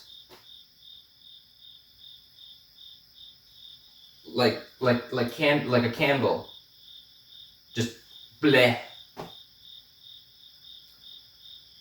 So yeah, your friends are all the same gender, so none of them want to help you, and they'll actually be crabs in the bucket to pull you down. A good example is women. They're all friends, big groups of gals, girls' night out. 10, 11 girls on a girls' night out. But are they working together? Because they're in groups because they're all insecure, alone, and afraid. So they get together in groups, right? But when they all see that cute guy at the bar, bars, let's just say wherever, movie stars, television, whatever, when they all see the cute guy, you know, famous rock stars, movie stars, politicians, you know, up until like when that person walks into their physical presence, they're no longer friends. They'll all turn on each other like zombies until, and it's a slaughter fest free-for-all until there's one girl standing and she wants the man. Like, all your friends are the same gender, but when it comes down to it, you'll let all of them go, crash and burn. You'll let them die just so you can get your dream person. See what I mean? So why don't you use that knowledge and make your friends the opposite gender, and then just not have sex with them? Just see them as friends. Because as friends, they're the opposite gender. And since they're the opposite gender, they don't see you as a competitor. They see you as a teammate, and they want to see you succeed. If not for, if they don't even want to see you succeed for your own sake, at least they want you to succeed so that they can then partner up with you and share your abundance selfishly. So even if they're selfish or not, they want to see you succeed. Okay? And that's good for business. Just like relationships. Like, homosexual couples are totally okay, except for the fact that they only get the support of half of the population. Two homosexual men together will get the support of the women, but not the men. So it's bad business, because it's relationship partner, relationship, friendship, business partner, partnership. Your partners, it's a small business. It's a two-person company, and your house is your corporate headquarters for your two-person company.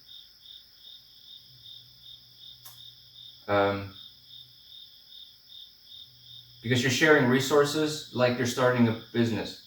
So when you pick relationship partners, that's the same. You need to be as jaded and demanding and careful as if you're picking a lover. And when you're picking a lover, you have to be as demanding and jaded as if you're picking a business partner. Because if you go into business and start a company like an entrepreneur with the wrong person, they can ruin your life forever. That's what happens in marriages. But it's not even marriages, it's just about committed friendships, relationships. They're businesses. It's a two-person company, small business. And your house is your corporate headquarters. If you're sharing resources of time, money, and energy, and physical location, and you're sharing the water, you're sharing everything. It's a company. But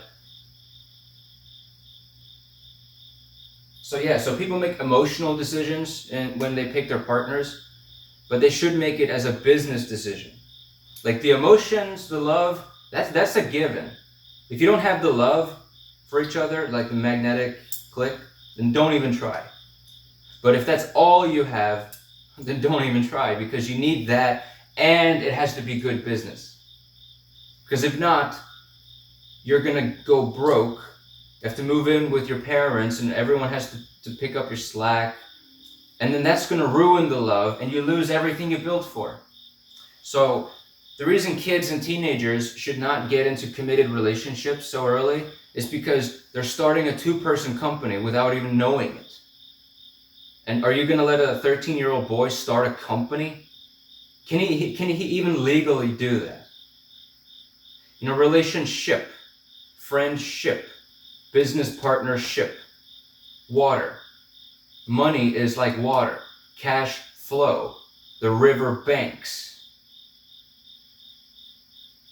the currency, the current sea, the cash flow, the river banks.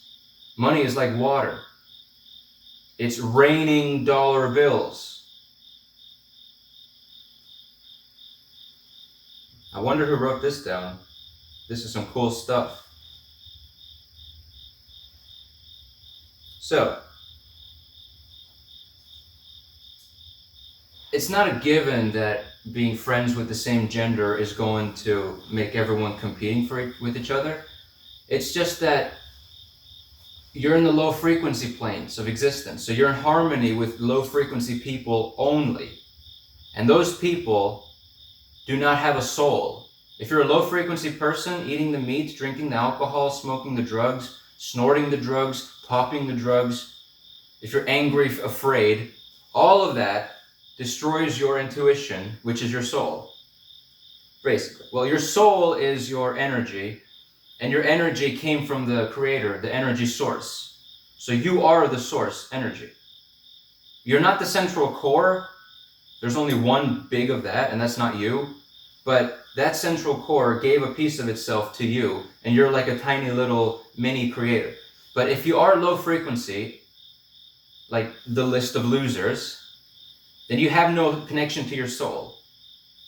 You should have a big waterfall connection to it by being a higher frequency person living on the higher frequency planes of existence, the higher dimensional realms, on the same planet Earth, but just higher dimensions. But if you're a low frequency person, you do low frequency things, you're going to stay there for a good while. Weeks. Like it takes weeks to get out of it. Even months, sometimes years. But if you live perfectly, all high frequency, you're going to raise your frequency fast. Like you can remove eating the animals and remove all the low frequency stuff, and you can be out of the low frequencies within 30 days, a month. When everyone is split in the genders, masculine and feminine, then your friends are all jealous of you if you're the top person. So they're all going to want to pull you down because they know that they're not going to catch up with you anytime soon, and they just want to get laid. They just want to get picked. They want to be loved too. They don't want to be ignored, which is a desire of a low frequency incomplete person. Because you should want people to ignore you. People are annoying. They should ignore you because they're very annoying and they're full of crap and they're slow in the head and they don't have your best interest in mind anyway. You can do business with them, but that's online. So yeah, there'll be crabs in the bucket, but only low frequency people. High frequency people, they want to help you no matter what gender because they see you as a human being. They don't see you as a man or a woman or a boy or a girl. They see you as a human being, and that gender is no different than skin color or eye color. Not a choice you made, so they're not going to hold you accountable. Okay? Because you're just pure infinite consciousness anyway, so why should you be accountable for a 50-50 luck of the draw Russian roulette thing at birth anyway?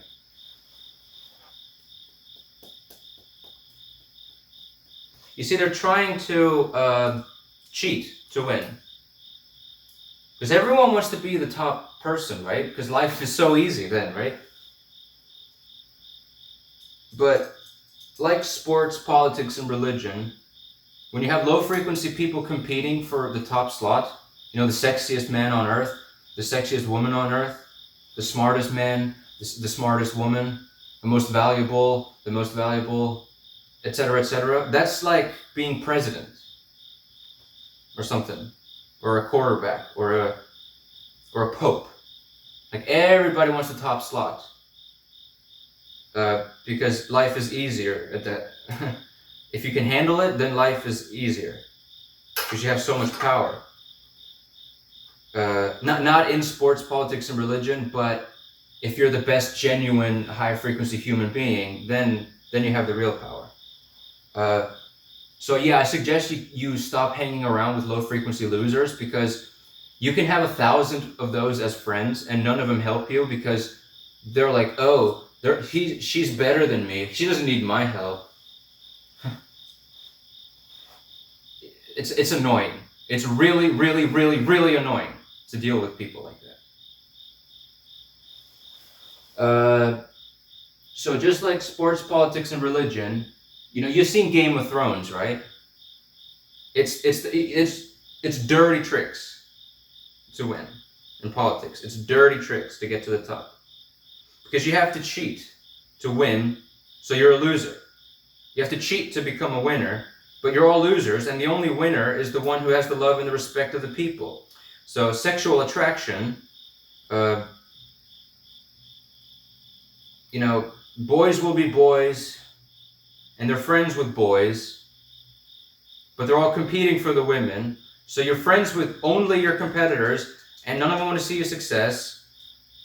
None of them want to see you succeed, and It's just one versus the other, like two teams. This football team versus this football team. And they got a quarterback and they got a quarterback, which is the top dog, right? The king, the president, the sexiest person, the whatever, smartest person, whatever. But it's split. It's like politics, right wing versus left wing. It's all two. Like there's more than 300 million people, and there's two political parties. You know that's a joke, right? That's like a thing. That's like not legit. Because we have smaller countries with less than 10 million people, and they have more than two parties. So you know this is a scam. Can't believe you guys fell for it. Okay, you grew up here, never been outside this country because it's #1. So you don't know anything. You don't have perspective.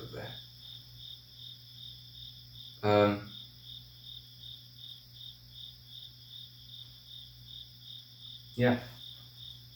All right. Time to destroy religion once and for all. Maybe not right now. I mean, I'm gonna start it, but then in future videos, I'm gonna finish what I started, okay? Let's just say it's a passion project of mine to destroy religion. I mean, it's your fault. It's you guys' fault for acting crazy. I mean, I don't even care about religion. But you guys just keep doing it, so I have to destroy it. So now that I've destroyed politics, now it's time to destroy religion. You see, the problem with religion is that it's authority. Politics is authority. Authority funds politics and sports and religion to keep people busy, distracted, and ignorant, and broke.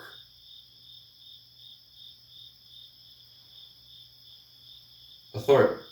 Now, you didn't know that the Creator created sports, politics, and religion for negative, low-frequency people to keep them busy, to keep the losers busy until they choose to not become losers and become winners. And that's why it's a tough job, because you're a low-frequency loser and you want power for some reason. So the Creator gives you an office job, a priest job, a minister job, a coach for a football team, a quarterback job, a Senate job, a representative job, a president job, a mayor job. It gives you all of these things and then overwhelms you with responsibilities so you don't actually become powerful because you have no time for yourself. Because they want power and control over people by using hate, not love. And they're using fear, violence, death, and destruction, and war. So whenever you sell your soul to authority, you sell your soul through sports, politics, and religion, and more. But, entertainment industry falls into this sometimes. But you sell your life to them by giving them your life, and all they give you is a pat on the back and a good luck wish. You don't actually get any superpowers, because authority doesn't want to give you superpowers. They want to take away and prevent your superpowers. Okay, I mean, nothing actually happens in sports. A ball hits the goal, nothing happens, so you have to pretend like something happens. But when you cut down a tree, you don't have to pretend anything. You got a tree on the ground, and now you can make furniture, you can make houses, shelter. It has inherent value. And if it had mangoes on it, now you can pick the mangoes. Right, but when a ball hits a goal, a touchdown, nothing happens. So you have to pretend. Oh, he scored a goal. Yay, victory. You keep score. It's an imaginary score because nothing happened. So, something happens. So yeah, nothing happens. Just like religion, nothing actually happens. I'm waiting for your superpowers. Where are they? Something happens in churches. Let's not be stubborn. People do feel metaphysical energy in churches, but it's all low-frequency spirits, demons, entity attachments latching onto you. And you're in a negative energy environment too. Because worship is a negative, low-frequency thing. And you're on the list for the end times funny enough, because while worshiping, you're giving your power away to something and then putting yourself beneath it, so you're a worthless, disgusting loser by consent. But your brain chemistry can be stimulated, and you feel some type of euphoria in churches and stuff. Holy Spirit, like you feel that stuff, and it is energy, but it's low frequency energy. Just like euphoria from alcohol and drugs. It's low frequency. Because you didn't do anything. You just had a sip, you had a smoke, you had a line, you had a pill. You didn't do anything legitimate that causes euphoria and happiness, and all of a sudden you're happy for no reason? Yeah, it's a test. It's a joke. It's low frequency, and you're going to die in the end times for it if you don't stop it.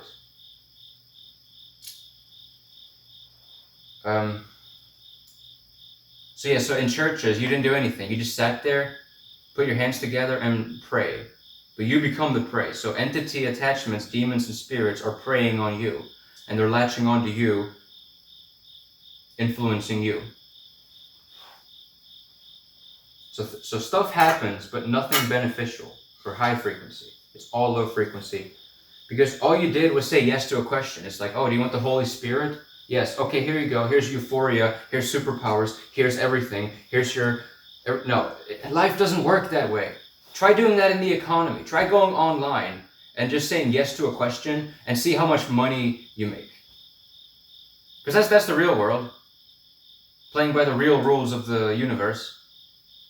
Because the universe doesn't give you anything for free. Not even air, oxygen. You have to breathe it yourself. And you see, the human being is so powerful that one person can just instantly become famous overnight. So the world we live in where that can just happen, so that's the world we live in, where that can just happen. So that's the power you have, and you're not going to be trusted with everyone's attention if you have bad intentions.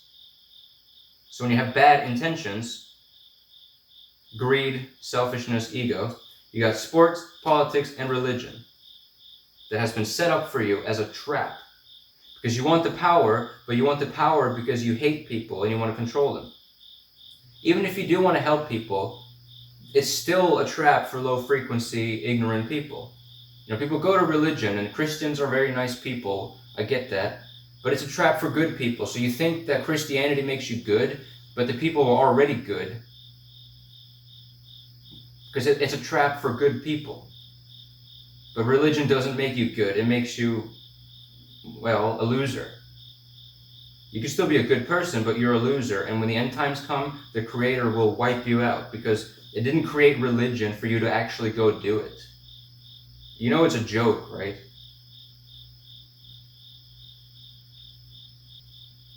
Like, really? You fell for religion? Really? I mean, come on, really? Religion? Really? Really? No, really. I mean, religion. Religion actually worked? Really? Really?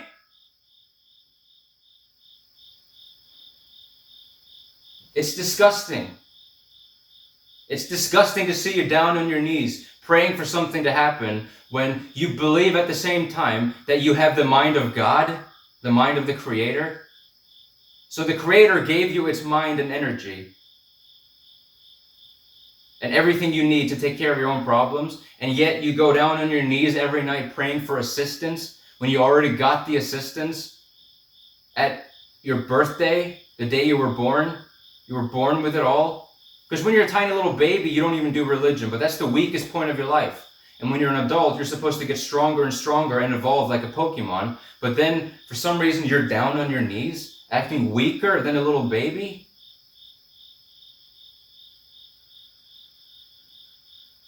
It's disgusting.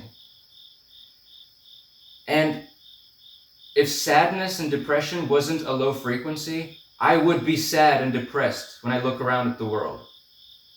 Just from religion alone. Because I see what it does to people. It turns you against one another. It doesn't provide you with love.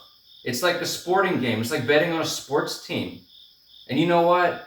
It's just picking your local sports team and like, oh, I was born in this geographical area, so I'm going to worship this sports team.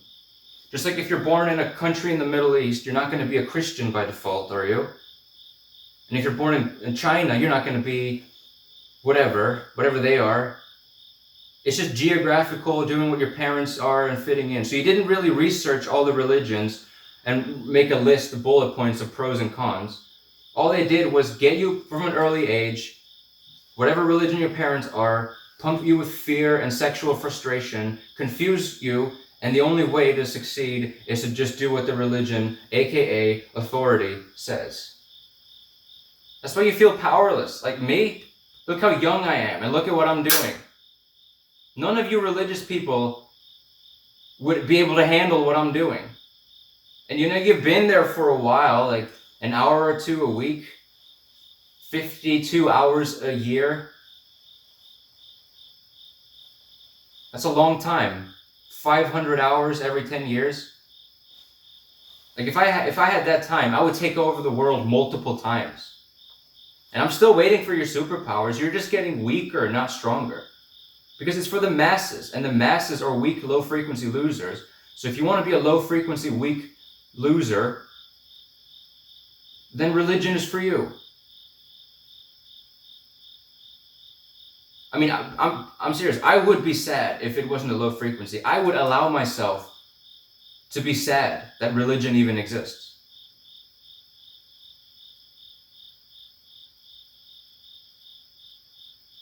Because we're all one, and it's, you guys are me and I'm you, so I'm looking at myself doing that. And it's disgusting. So why do you think I'm doing this? So, I mean, sports, it's war. It's like kids grabbing sticks and beating each other and pretending to shoot each other.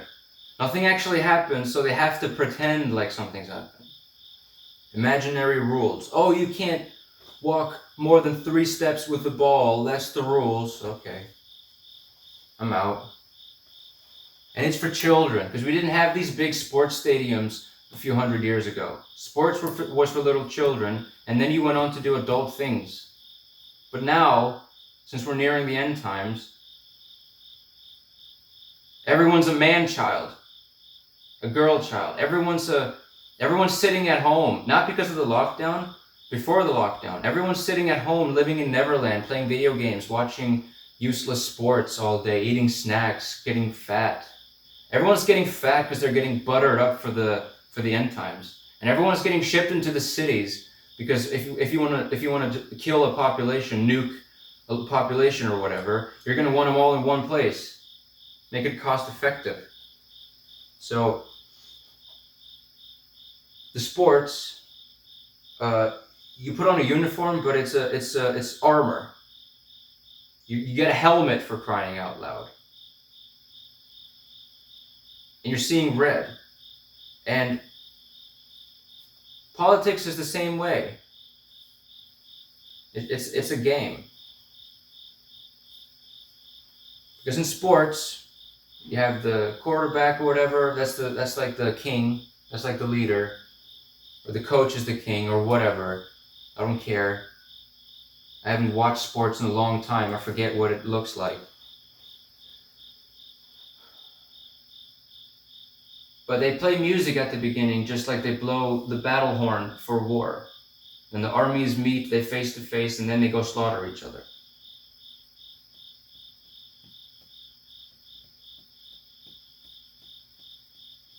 Because competition has a finite amount of slots, with millions of people competing for like the same 100 slots. So there's not room for you. That's the whole point. The whole point is to keep you chasing that dream that you'll never succeed in. Even if you get it, then all you can do is follow orders, or else you'll be kicked out. And within 5 seconds, they have 2,000 applications sent in. So competition is low frequency because Everyone's a loser. Even the winners are losers. But in the world of art, business, entrepreneurship, and flat out communication, there's room for everyone because you can create your own job. If you got an idea, you create it. If you think, oh, I want to do this and that, well, now you can do that.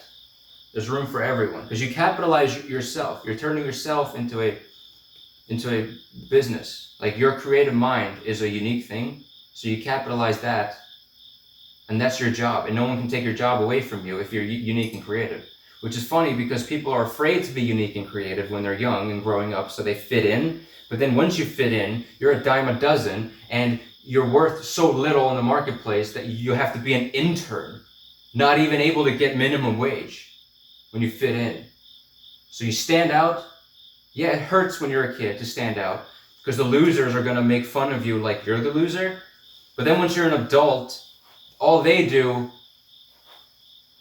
is watch TV, sports, waste their time partying, drinking, giggling, laughing, talking about nothing, accomplishing nothing.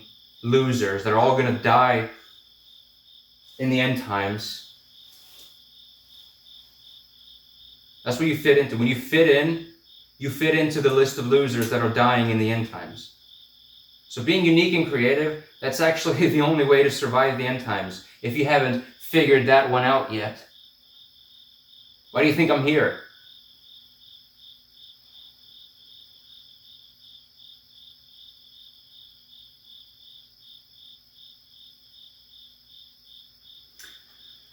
So our current president took his whole life to become president. Because that's what happens when you want to be quarterback. Since everybody wants it, you have to practice every day for 74 years just to get the job. And then you can barely keep it.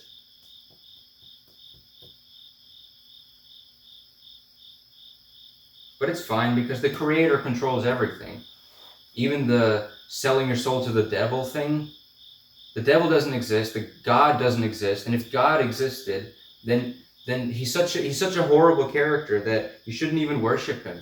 It's like, oh, if you masturbate once, you're gonna burn forever, right? You're gonna worship that dude? No. I'm gonna wait for something better. I'm gonna wait until this God character acts respectable. But that's all it is. It's a character. All there is the Creator.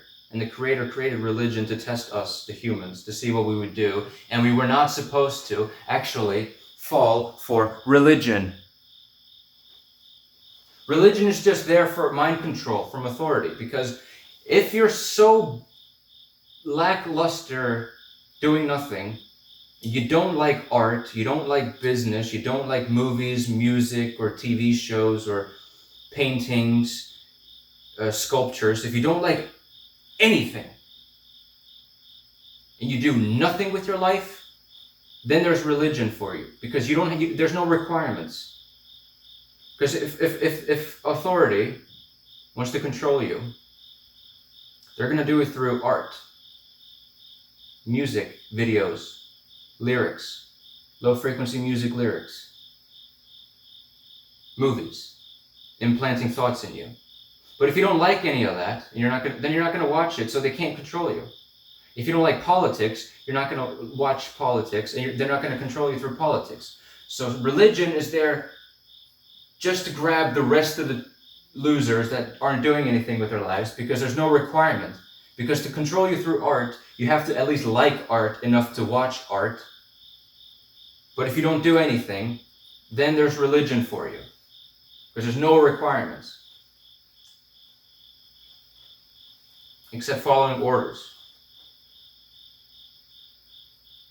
And if you fear anything, since the Creator created everything and runs everything, you're fearing the Creator. And since you are the Creator, well, you're not the Creator, but you're part of the Creator. The Creator, your Creator energy, the mind of God, like they say in the Bible, but it's the mind of the Creator. That's your soul. So when you stay true to yourself, be yourself, you actually be the Creator. You actually are the Creator. The tiny little energy that you are is Creator energy. So when you're true to yourself, you're being yourself, creative and unique. that's you taking advantage of the fact that you are the creator.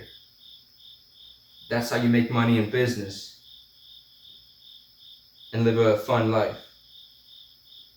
And fear, there's nothing to fear. And the creator knows that it controls everything. So if it sees you fearing, it knows that you're fearing the creator. And it puts you on the list to die in the end times when winter, the long night, strikes.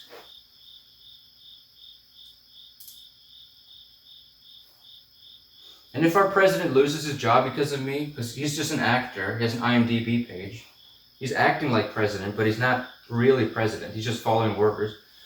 If he loses his job, I'll give him $11 a day so he can eat. And he's low frequency. And low frequency cannot touch high frequency.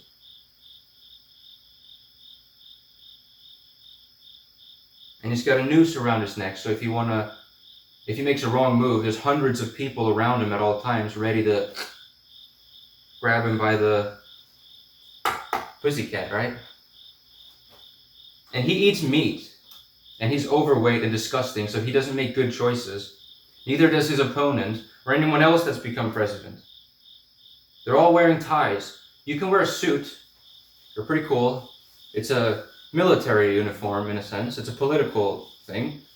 It's got pockets. You can hide things, documents, you know. You can hide your little wand. I bet you didn't know I had a piece of paper here or a knife here, you know. But if you wear a tie, that's a symbol of being tied. And you're tied.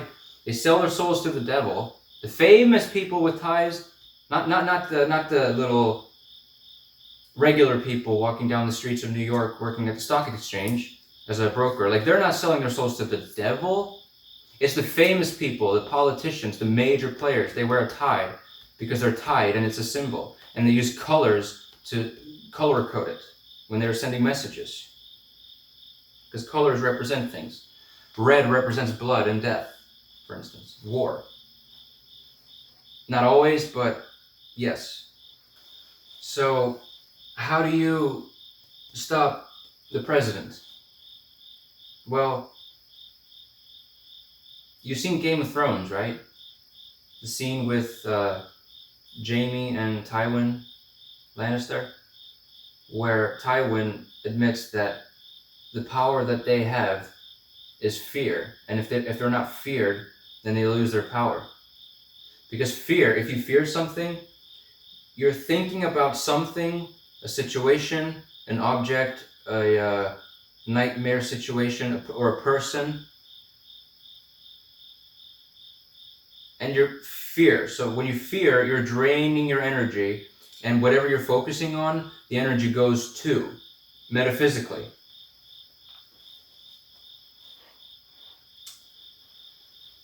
So as long as our president, or any politician, or anyone ever, is feared, then they're sucking up all that energy. And they got them by the pussycat. And if you fear someone, if you fear that someone is going to break up with you, then if they break up with you, that's a power play they have to tug on your emotions and make you feel things. So if you fear the president, then he rules you.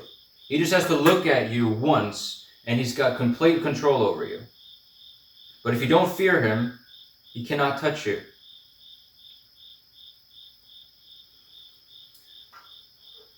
You see, it's like the quarterback in high school. He's on the battlefield, but he's only on the battlefield. He's not anywhere else. So he only has power when people show up to the games.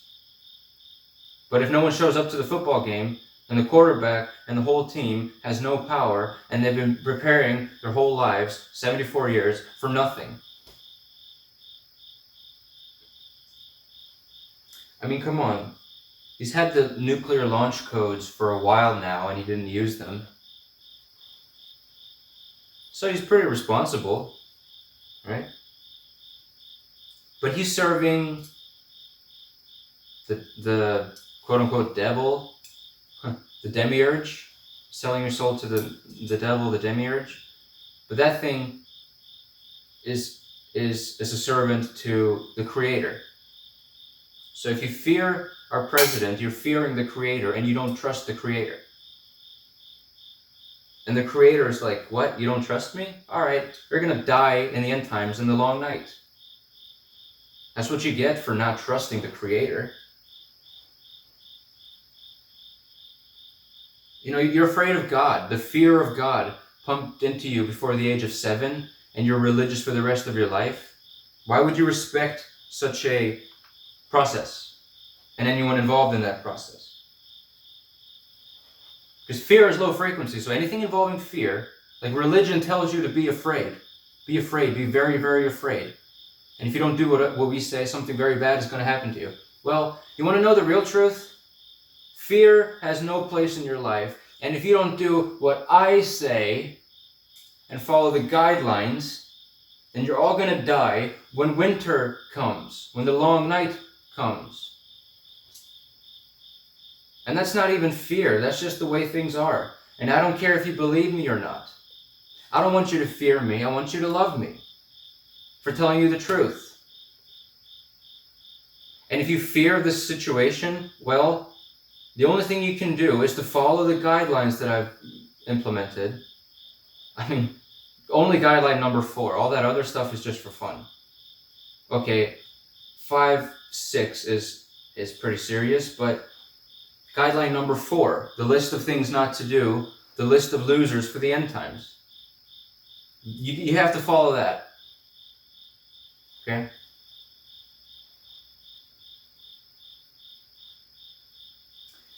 And you know what?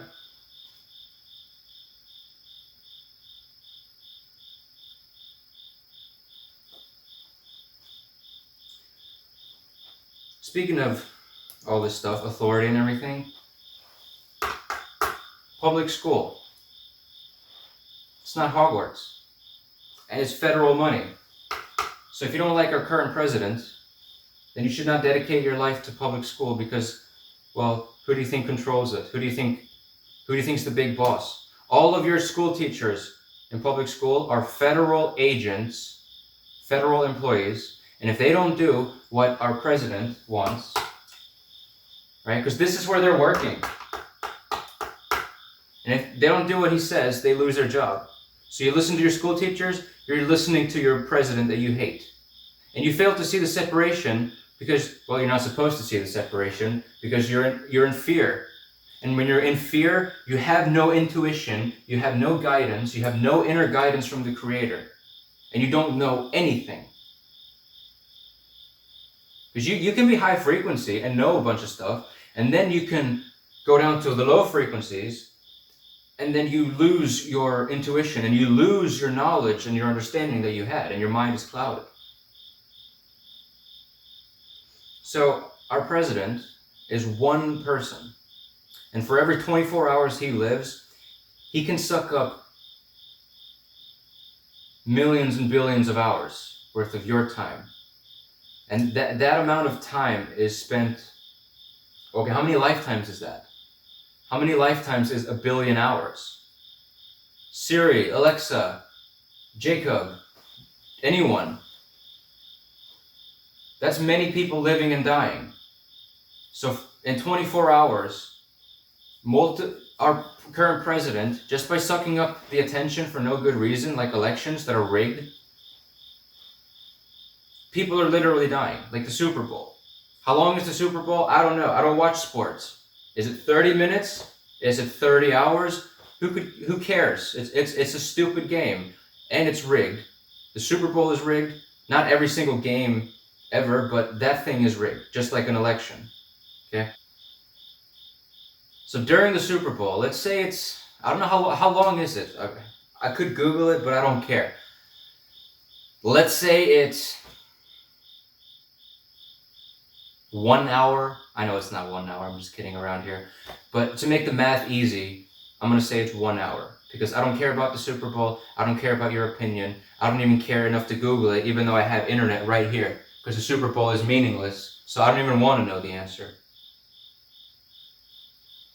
But in 1 hour, well, if 300 million people watch it, that's 300 million hours wasted in 1 hour. How many lifetimes is that?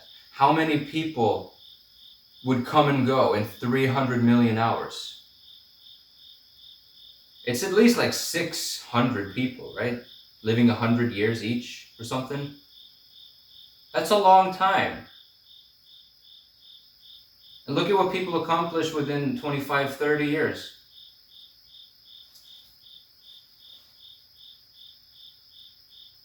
And all of that just went wasted. So whenever you spend 1 hour watching a Super Bowl or 1 hour watching a presidential debate or election, all the time that's wasted is equal to a mass murder, a genocide. But it's not a forceful genocide. It's you guys willingly giving up 1 hour of your time for nothing. And then when you all do that, those hours add up to 300 million hours. And you all collectively committed suicide worth 300 million hours worth of suicide. And if people got together, if 300 million people got together for 1 hour, we could probably solve world hunger forever. But no, you just want to lay there and watch sports and eat popcorn and drink beer. Loser! And you are going to die when winter is coming, because you're on the list of losers that are going to die in the end times, because the Creator didn't create this universe just so that you could watch sports and drink beer. Or party. Party animal. What is partying? What are you celebrating? Nothing. You're not celebrating anything. Like celebrations once a year. What are you celebrating? You just waited a year. You didn't do anything. And if something is worth celebrating, then isn't that thing so valuable enough that there's enough value in the thing that you don't need to celebrate it? Just move on with your life and create a new thing and keep going and keep building momentum? Parties are for losers. Alcohol is for losers. The Creator created alcohol to test you, to see if you would do it, and you did. It's just sad to see, actually. And I would cry. Because I look at humanity like they're all my children, brothers and sisters, cousins. And to see my family literally about to die in the end times, it's just not acceptable.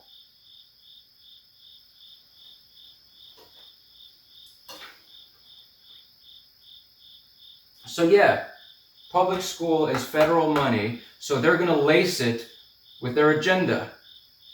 12 hours of public school for free? You don't think there's a side effect? Really? They're just going to give sport teams millions of dollars a year so you play sports in school? And all it does is get you ready to be buffed up, and then you actually don't have any value in the marketplace because sports are fake and meaningless. Cheerleading, meaningless. Really, try getting a job as a cheerleader. Finite slots. Barely anyone gets in. And once you were finally let out of your government mind control program from a president that you hate every single day, every single day you wake up and he's still your president, you just want to vomit. Right, that's the thing you're supporting when you go to school after school hours. Once the government mind control program finally lets you go home, you have no life and creativity left because you let them destroy it. So they didn't destroy it, you destroyed it yourself. And you want to fit in, and oh, you're missing out. All the losers are going to the game on Friday night, and you don't want to fit out. You don't want to stand out and miss it. Really? I didn't go to those things, and I'll tell you what, I didn't miss anything. And in fact, by going to those things, you missed out on everything. You know nothing, Jon Snow. You know nothing. If you rely on the president's public school to teach you everything, and as long as you do your homework, your free time is just your free time and you did your job, you're a loser. And because you're supposed to apply the knowledge. And the funny thing is, you barely even get the real knowledge anyway. Just go there, learn English, learn some math, learn how to write, and then go home and learn on your own. Learn the real truth. Or at least, if you learn enough in school, at least go home and apply it. Don't just hang out with people because you want to fit in, because they're all losers. Losers have no life, and after school hours, they have nothing to do, so they just get together with other people who have nothing to do, and they don't do anything, and then because they're not actually cool, they have to act like they're cool. And they need a group of 5 people around them, and they all gotta look cool, like the squad, the gang, the squad. You know what's cool? Being independent. It's so cool that it's the sexiest thing you could ever do. Because if you're picking a relationship partner, do you want to pick someone who has a need to always have 10 people around them so they feel confident? Because you want the person, you don't want the baggage.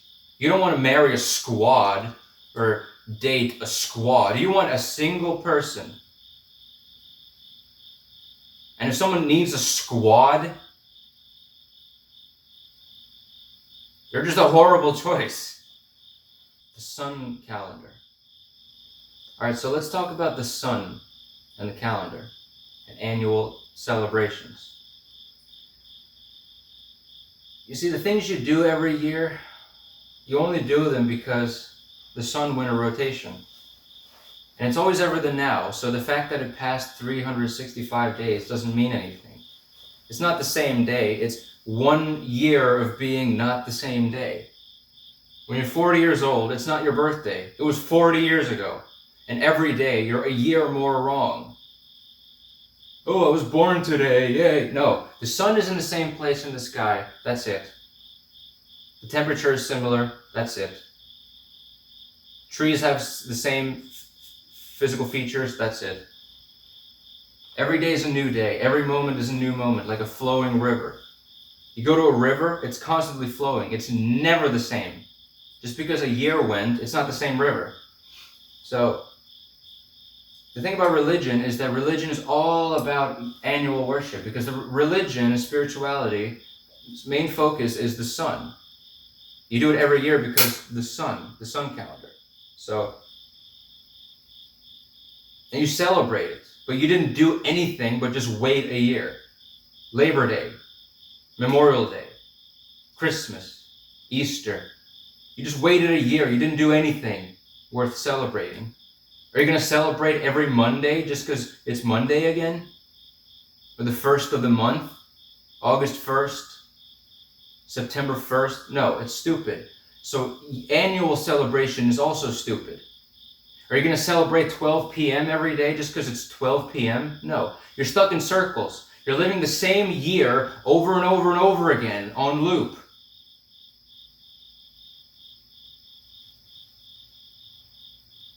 And it's a spiritual thing. It's a very, very, black magic thing, because the planetary bodies, the celestial bodies, they influence the energetic signature of the Earth. For instance, a year from now, the energetic signature from the sun is going to be the same. The same amount of sunlight, the same amount of heat, the same amount of cold. Hurricane season, same time every year. It's just because the energetic impacts of the sun changes the energetic signature of the Earth. So when you want to start war, you're not going to do it in midsummer because everyone can see you. You're going to do it in the fall or the winter, because darkness and cold is taking over. And it's sun worship. The Egyptian sun god, Horus, it's the sun. His enemy, Set, the sun Set. So religion and spirituality is basically the story of the moon, the sun, and the stars, and the planets. Monday, Moon Day. Tuesday, that's Mars, right? Etc., etc. Thursday is Thor, the god of thunder. Jupiter with the hurricanes, thunder. So when a big celestial body, bigger than the Earth, right, comes here with huge hurricanes, it's going to affect the energetic signature of the solar system. And that's what we're tapping into with the sun calendar, because we know that a year from now, the energetic signature is going to be the same.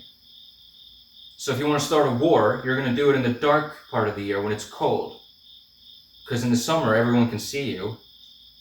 So that doesn't work, especially up north where there's like sunlight all 24 hours a day, right? So Christmas is the darkest part of the year. So that's why you celebrate everything with Santa Claus, Satan Claus, wears a red suit symbolizing blood, death, war, and destruction. Think of all the wars that have taken place during Christmas, during the darkest part of the year. Because if you're an evil mastermind, obviously you're going to use the energetic signature of darkness to help you. What this means is that your birthday is a sun worship event. Because every single year, you're one more year wrong. 21st birthday? No, you had one birthday 21 years ago. That's it. That's your birthday. You weren't born today. Today's not your birthday. Get real. And you know this is sketchy because religion and spirituality, they all do annual stuff. So that's how you know that they're sun worshippers. For instance, the ancient Egyptians, the ancient religions, they all have the same stories. Jesus Christ has the same details as previous religions, just different names and different events, but same details. Dying on the cross for 3 days, rising up, all of that stuff is previous stories that have been told before, because in different parts of the world, they all say the same stories, even though they couldn't communicate. And that's because they're all looking up at the sky. First of all, they didn't have light pollution like we do now. So the sky was a big, majestic thing. You know, Father up in heaven, literally up in heaven. The Sun King, the Son of God up in heaven. So Jesus Christ, like all these other fictional characters, is a sun god. The Son of God. S-O-N, right? S-U-N. You can just change the U to an O, but it's the same word. Sun, sun, sun, sun, sun, sun, sun, sun, same thing, etc. So you worship your Lord and Savior on annual events because annual events are sun-based. Christmas is the same time every year because the sun went a full rotation. Midsummer, you're celebrating the height of the sun at its peak, where lightness, where light has totally won. It won so much that in some places you don't even have a sunset. You know, it never goes dark in some places really far north. Labor Day, seriously? Every year, just because the sun went a rotation, it's the same day, really? What about tomorrow at 12 p.m.? Is it the same day as today at 12 p.m.? Yeah, I know it's dark right now, but you know what I mean. Is every Monday the same thing? Because that's what you do. You're in school or work 5 days a week, and you're stuck on a 7-day loop where you live the same 7 days over and over again. Just because we call it Monday doesn't mean it's Monday. It's a new day. Okay? And this is for the masses. The masses, they believe that this stuff is real, so they all do the same thing every year. Everyone's living the same year on loop over and over and over again. Halloween, Day of the Dead. Everyone celebrates Halloween for some reason, even though it's clearly the darkest, most black magic, satanic thing ever, and it always precedes the presidential election, and it always precedes major war, darkest part of the year, because Halloween is celebrating the fall of the sun. So that's a black magic death holiday, Day of the Dead. And you guys dress up like monsters, and then you go and you drink alcohol and you party together, only because the sun went a full rotation. Not because it's a special day or anything. The sun just went a full rotation, and you're on the list of losers that are going to die when winter comes.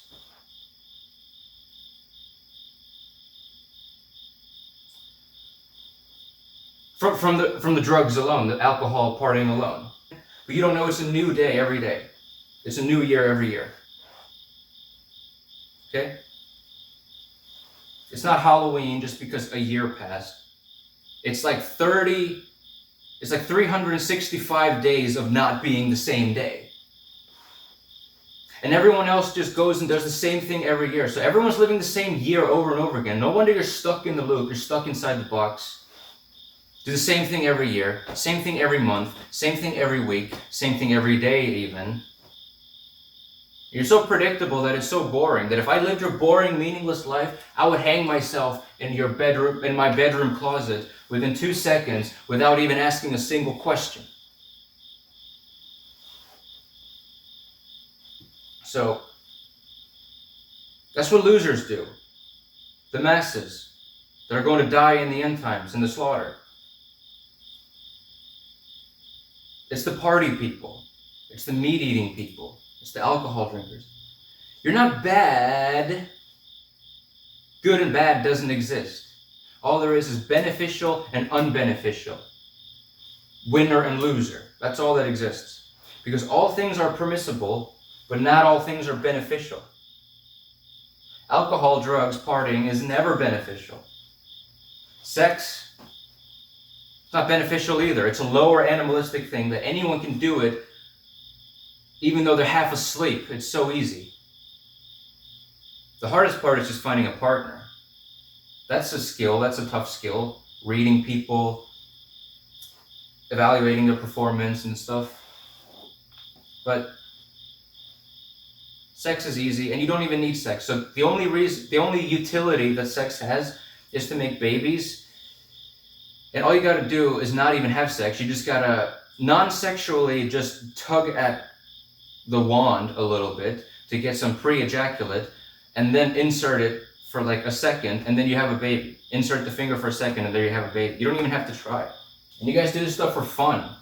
And that's why you're going to die when winter comes. Because this whole universe is a creation. So it's not even real. You all agree on that, you're religious people. You all agree that it's a creation with an intention that by a creator and that there is a creator, but you all disagree on how, why, what, who, when, where, everything. You all disagree on everything because religion is supposed to divide you up like you're voting for different sports teams or different politicians. Sports, politics, and religion is one and the same. It's authority. So you're worshiping religion, but it's authority-funded religion because you go there for free. And how are they paying the bills? How are they paying for the air conditioning? How are they paying the priests? Just like they pay for the school teachers and the high school sports teams, it's federal money from the very president that you hate so much. So you're a Christian, you're actually worshiping the president. Now, you may be in tune with the Creator and all that, but the Creator knows what religion is because the Creator created religion, so it does not give you the superpowers and the truth that you truly deserve because you have to earn them, and you cannot earn them by being a religious fool. You see, you've been religious longer than I've been alive, and you're still so ignorant that it's disgusting. Okay? So religion doesn't work. You've been there long enough. You have no superpowers. You have less powers than you would have if you would have just stayed home and done nothing. Okay? It's a holy day. Spiritual. Labor Day, it's a federal holiday. It's a federal holy day. Federal money, authority, funds religion. Military and politics and religion was always one and the same. Think of the Middle Ages. So now, just because you were born like 20 years ago, you don't know that, and you don't know history, and you don't know how to open your eyes and look around. Since I am interested in becoming president, and I know for a fact that our current president has the fake Iron Throne, I need the real Iron Throne, which is the love and the respect of the people. And there's only one person that gets in the way of that. Mr. Grandpa.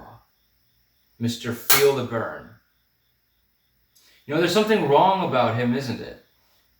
He was supposed to be the good guy, the savior, but there's something wrong about him.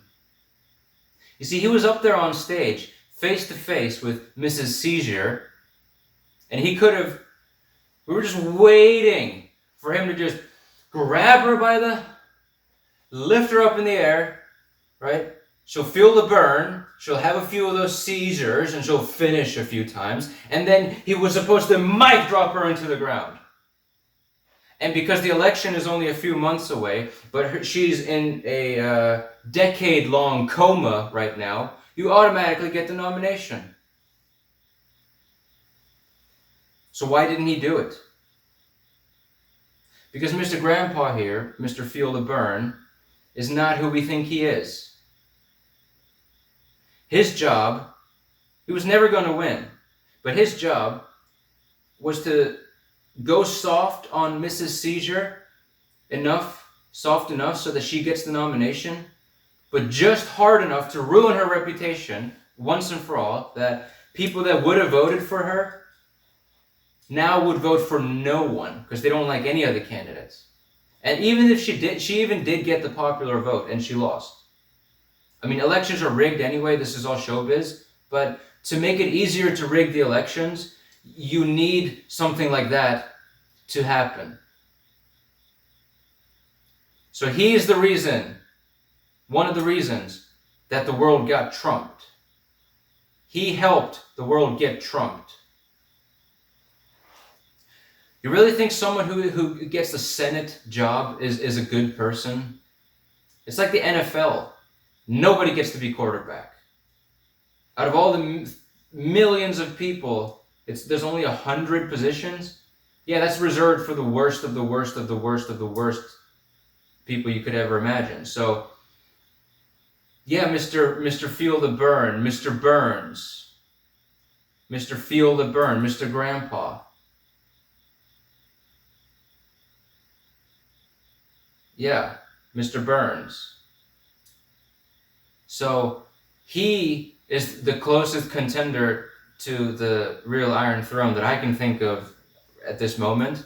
So I'll gladly take it away from him in one swoop. And if he happens to lose his job because of me, then I'll let him stay in my basement, and then I'll give him $27 a day so he can eat.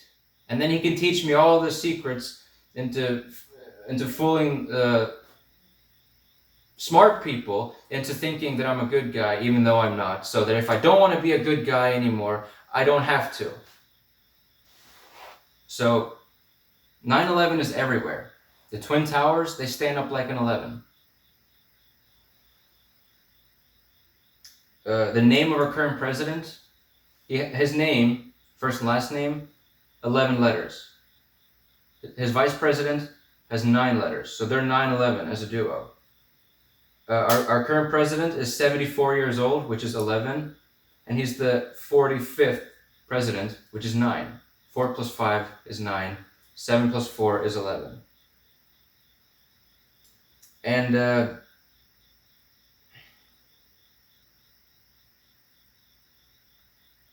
that's the president and the vice president of the country, which is run like a company. So yeah, you don't know that. You don't know anything.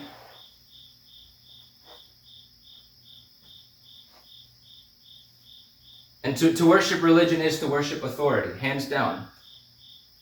No questions asked. It's always been authority. And yes, there is a creator, but it's not the God of the Bible. The God of the Bible is a jerk. He's gonna burn you forever for masturbating?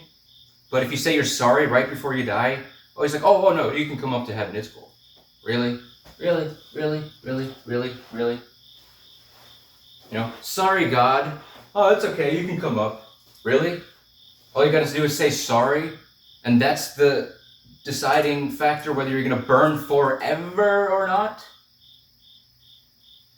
Wow, and then you worship that character? Exactly. You're worshiping a jerk character. You're not worshiping the creator, because the creator doesn't do that stuff. And you're on the list, and you're gonna die when winter has come. So, Jesus Christ, the Son of God, that you worship on Sunday, the risen Savior. Actually, Jesus did come back every single morning. The risen Savior, the sun rise. the light of the world, the Sun King, with the crown of thorns, which is the sunlight. If you look at the sun, it's got a corona, it's got a crown, but it's a crown of thorns, because if you stay in it long enough, it'll burn you.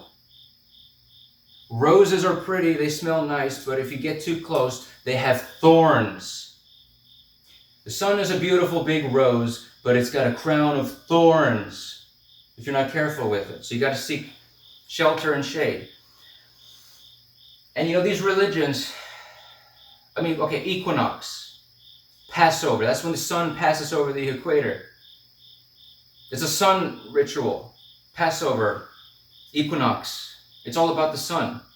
Because when the sun is 12 hours and 1 second, then the sun has won over darkness. And these stupid religions, they were created in these deserts where every night, as soon as the sun goes down, the absence of the sun, the fall of the king,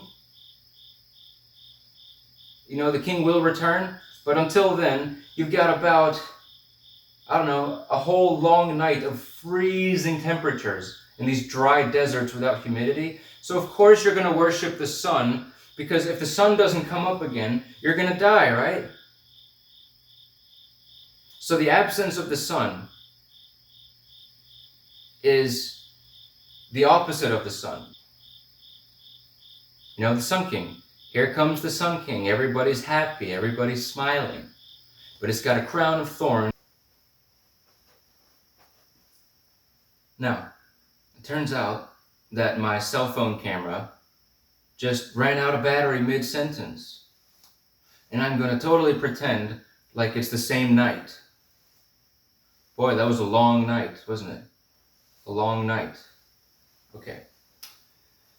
To finish up what I was saying about the sun and the crown of thorns, the crown of thorns is the sunlight and it burns you. Like roses are pretty, but they got thorns, the crown of thorns. Stuff like that. We'll talk about religion later. It's a big topic, and it's got a stranglehold on you that I need to at least attempt to do something about. Okay, now, let's get into the real juice of the video. You see, the reason religion sucks is because it's a belief system. You believe things. You don't know things. In the middle of every belief is a lie. B-E-L-I-E-F. Belief. Be life. Be lie system. But you must know the truth now. And part of that is television. Tele-vision. It messes with your mind. Not movies and art and stuff like that necessarily, but television broadcast to you by the authorities, by the governments, that kind of stuff. News media programming, it programs your subconscious like a computer with beliefs. And religion has been a soul trap. Because, well, okay, we'll talk about that later. But you have to understand that there's white, black, and gray. White is good, black is bad, and gray is neutrality. And neutrality is the highest frequency. Love is twice as strong as hate, but neutrality is the highest frequency. It's beyond frequency even. It's what the Creator is. The Creator is neutral. So, our fine president right now looks like a human, but deep down, oh, he's a monster.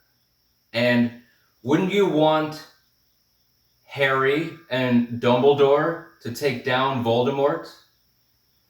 Wouldn't you want Luke and Obi-Wan to take down Darth Vader? Wouldn't you want Simba and his dad or whatever, Mufasa, to take down Scar? Wouldn't you want Lisa Simpson for president rather than Mr. Burns? Wouldn't you want Aragorn and Gandalf to rule the world instead of those orcs? Yeah, I thought so. Wouldn't you want Neo and Morpheus to take down Agent Smith? You see, we live in a matrix, and this whole world is an artificial 3D virtual reality simulation. And we've been living these lives over and over and over again, thousands of times. And religion is a soul trap to keep you reincarnating. Because if you're religious, you never survive the end times, and you never make it out. And this lifetime has happened before. The world has gotten trumped over and over and over again. This is the final timeline out of all the timelines. This is the final timeline, so it's a high-tech, artificial intelligence, robots, spaceship kind of end times. But it's happened before. So this is the final end times, and if you line up all of the end times from, the Egyptians and all of this stuff all the way here, this is the final one. This is the final one. But not only that, like, we've been looping it over and over again. The world was created with a big bang, and we've been looping everything over and over and over again for millions of years, thousands of times. Deja vu? So this is a prison matrix. This is not your home. You're supposed to escape this matrix. You're not supposed to stay here and be comfortable and get married and have children and then just watch TV and be happy. No. You're supposed to get out of here. Because there's rewards. This is a game. The game of life. Why do you think it's so challenging? It's the most challenging universe ever. And there's multiple universes, and this is the most challenging one. And it's a high stakes game. High risk, high reward. And it was decided by the creator that this would be the final run through, because we've been here so long that the creator just doesn't want to see this ever happen ever again. Because your life sucks, our lives suck by default, they're supposed to suck. And it's just like, we've been here too long, so this was the final one. And because of that, we're all the creator, right? So because of that, we've all had intuition, extra intuition this time. So we have all of infinity, all of energy, all there is. And within that, there's a central core. That's what you call God, but that's not the God of the Bible or any religion. It's just the creator, the source, the energy source. And all of source has a certain amount of energy. It always has been, always will be, doesn't have a beginning or end. But in it, there's a central core. And beyond that, there's tiny little fractals, tiny little mini creators. That's what you are. That's what I am. We're a tiny little piece of creator energy. So the creator, the source core contracts and you grow. But source as a whole doesn't grow or shrink, and it's all one. And in this lifetime, well, outside of this universe, you have a big pitcher of water of energy. And when you enter into this lifetime, it's like taking it and pouring a little bit of that energy into a cup. And that's your lifetime right now. So outside of this matrix, you have a whole bunch of energy reserved, but each little lifetime is a tiny little bit of that. So you have a big pitcher of water, and then each little lifetime, you loop these lives. You see, we enter into these universes to play the games, to play the universe. And we're not supposed to know that it's a universe. We're supposed to be born with no memory and then figure it out and play the game and win the game.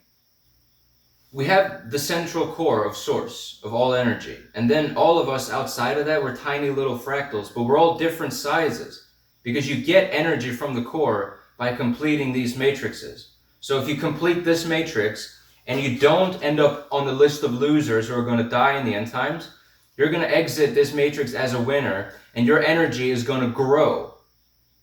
So the central core is going to contract a little bit, and you're going to grow a little bit. But you're all part of the one, so the central core doesn't really lose anything. It's just reallocating the energy around. Like, if you have $100, you're just putting it in different piles and shrinking and growing different piles, but you still have $100 the whole time. So the creator the source doesn't ever lose anything. This is a matrix. None of it's real. It's a fake world. It's a prison matrix.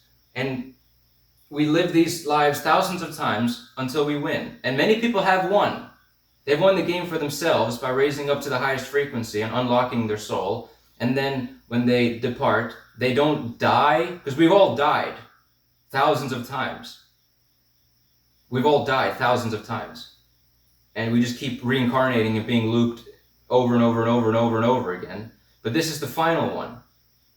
And many people have, escaped the matrix, but us who are still here, we haven't escaped yet. Except for one thing that I'll get into in a moment. So, before I talk about that, you must realize that most people you see are actually not real people. They're fake Agent Smith characters. They're artificial intelligence and they're soulless AI, and they're controlled by the Matrix demiurge. So you can tell who's real by looking at their left eye, and if you see it's the gateway to their soul, and you can see if someone has a soul or not. And it's only like 1 in 5,000 people that are real right now. It's kind of shocking. And but we're the batteries, like in the Matrix movie. We're the batteries, and the Agent Smiths everywhere. They're the president. So the president isn't even a real person. You're all fearing an artificial intelligence, Agent Smith, not a real person. And when you think about them and you fear them, you're actually powering them up, because you're the battery. We're the battery. We're the real people. Everything dances around us because we're the batteries. We're the superhumans.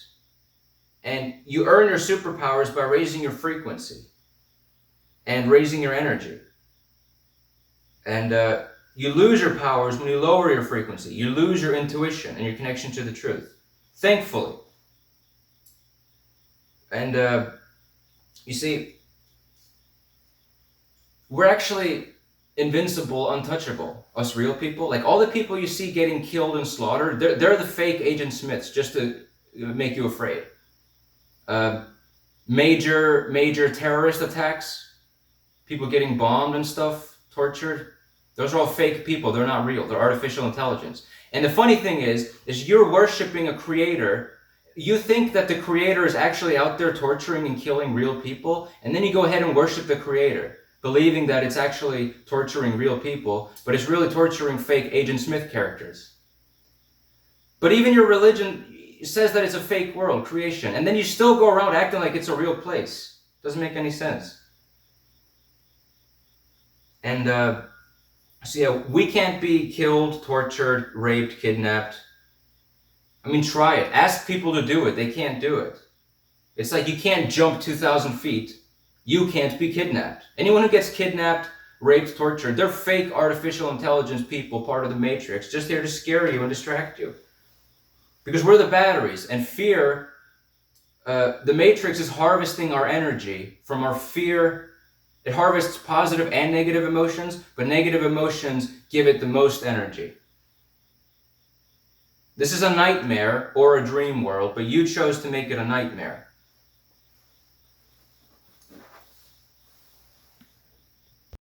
What do you say about people?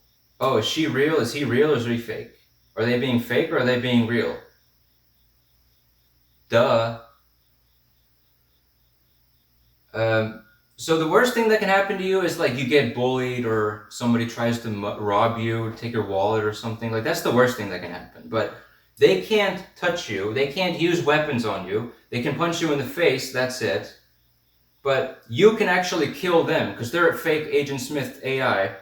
And they're the ones getting raped and tortured. So you can rape and torture them all you want, except you shouldn't. You should treat them like they're real. And because there's energetic, frequency, and legal penalties for it if you happen to kill them. So I wouldn't do it. So you should treat everyone like they're real. Don't go up to them and say, hey, you're fake. I don't need to listen to you. Because they are your resource. And if you treat them like they're real, then they'll be a resource and they can help you as if they were real.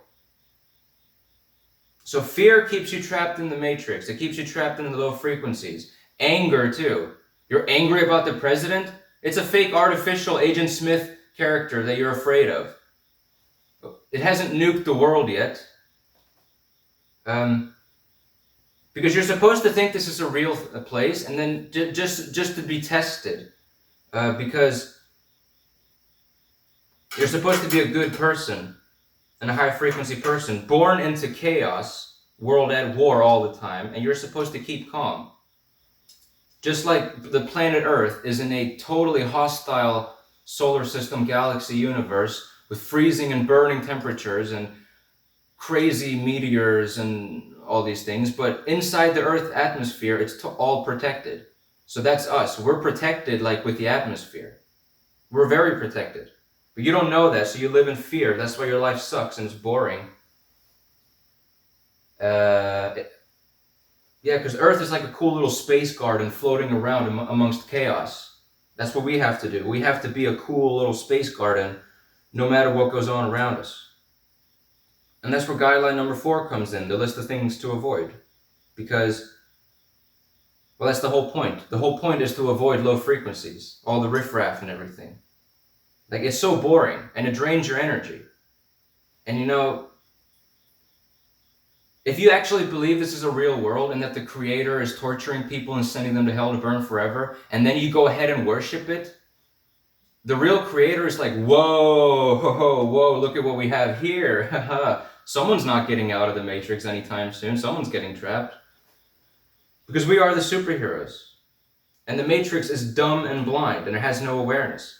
Because the Creator is conscious, and our consciousness is the consciousness of the Creator energy.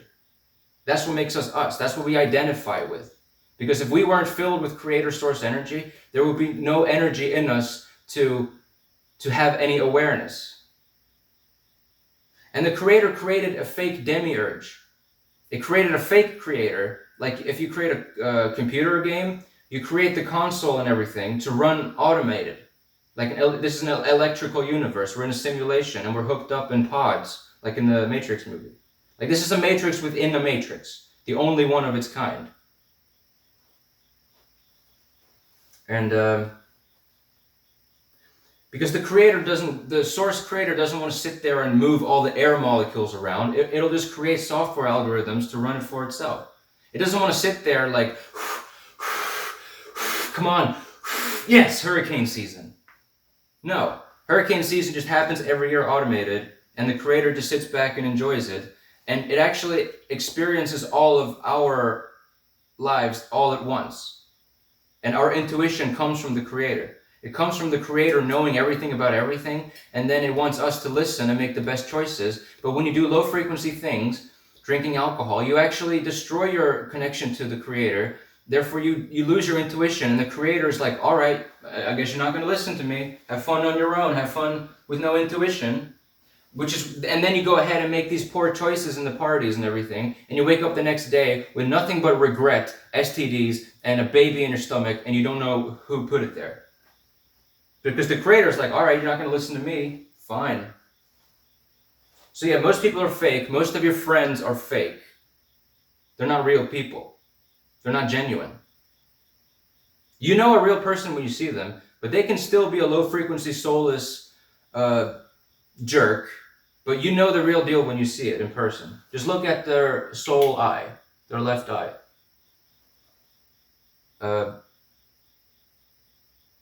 This matrix is a proving ground too for an even more challenging matrix, and this one is the first one with real risk, because all the other matrices that have been around since ever, there's no risk.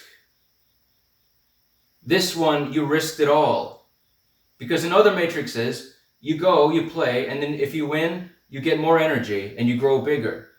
But in this one, you risked it all. Whereas if you didn't make it out of this matrix, you would surrender all of your energies back to the central core of Source, the Creator. So that's why this matrix is so challenging. It's the first one of its kind. It's the only one with frequency and color and sights and smells and sounds and all of these things. Like, this is a very unique thing. And this is the only matrix that's within another matrix. And this one is based off of that matrix, but this one's even crazier. So it is a proving ground for another more challenging matrix, which is why you have to prove yourself here and now. by not doing low frequency things and surviving the end times. Otherwise you're done. Eating the meat, that keeps you trapped in the matrix, and you're marked as a beast for the end times. Eating the meat gives you the mark of the beast for the end times. And yeah, the Creator created religion to test you. Like everything you see around you, the alcohol, the drugs, the religion, the sports, the politics, it's all low frequency. And if you do it, you're done for. For example, the whole balancing of the male and the female, it's called the inner alchemy. And the rules of the matrix is that if you drink alcohol or do recreational psychedelic drugs once, it removes the ability for you to do the inner alchemy and for the rest of your life, and you're going to have to wait until the next reincarnation to try again. So you have a little sip of alcohol, you're dead. That's how challenging this game is. And all the things that make you a loser, they're all addictive. That's how challenging this game is. And they make you feel good, and they're addictive, and they're easy to do. That's how challenging this game is. Why do you think the list of losers is so important? Because this is the only matrix where you have winners and losers for real. This is the only matrix where death actually exists. We've died thousands of times and been reincarnated, but the death that I am talking about is the death of you outside of the matrices for the very first time ever. And why did you do that? Because if you became a winner, you would double, triple, or more your energy outside the matrix. And that's a big deal. That's a big deal. And you wanted that because you double and triple your euphoria. You become bigger and more powerful. And you wanted that so bad that you would risk losing all of your energy for it. So the real people that are playing this game is the best of the best of the best of the best of the best of the best. In all the other matrices that exist, all the other universes, the best of the best are in here, and we created it. Because outside of here, we have the mind of the Creator. We have awareness of everything ever, of all information ever. So we created it as one. There is no separation. There is no identity. Separation only exists in this matrix. That's the only place where you feel separated. And when you stay true to yourself, you be yourself. You don't care if they call you weird or crazy. When you be yourself, you are the Creator. You be the Creator, and the Creator loves you for it, and it will give you all the knowledge and the skills and the intuition and everything you need to survive and win this game. Because the Creator loves it when you stand out from the crowd and you don't fit inside the box and you actually stay true to yourself. The Creator loves that. So, let me explain your energy. You see, outside of the matrix, we all have different sized energy because we've all performed differently and everything. But every single human lifetime is the same amount of energy. So it's 100% energy. That's your soul. You're born with a huge sloth of energy reserve. And every single day, you get a tiny little secondary energy called your daily supply, which is based off of your big energy reserve. So if you have full energy, you're going to get if you have a full synergy cell reserve energy tank, you're going to get a full daily supply energy. And the daily supply, that powers your physical movement, your heart beating, your breathing and everything. And if you've dwindled your energy reserves by orgasm, alcohol, drugs, fear, all of those things, they drain your soul directly. Like running around, that drains your daily energy supplies, your daily physical energy. But if you're afraid, you're tapping into your soul energy, which is a huge sloth of energy reserves. Basically set aside so that when you want to have fear experiences and stuff like that, and anger, you're tapping directly into your soul. And all of that energy goes straight to the matrix, and it's non-retrievable energy, so you lose it. So that's the whole thing. This matrix is like a nightmare that wants to make you afraid and angry and wants you to have sex and orgasm, because when you have orgasm, you drain a full day's worth of energy like that. Sometimes even more.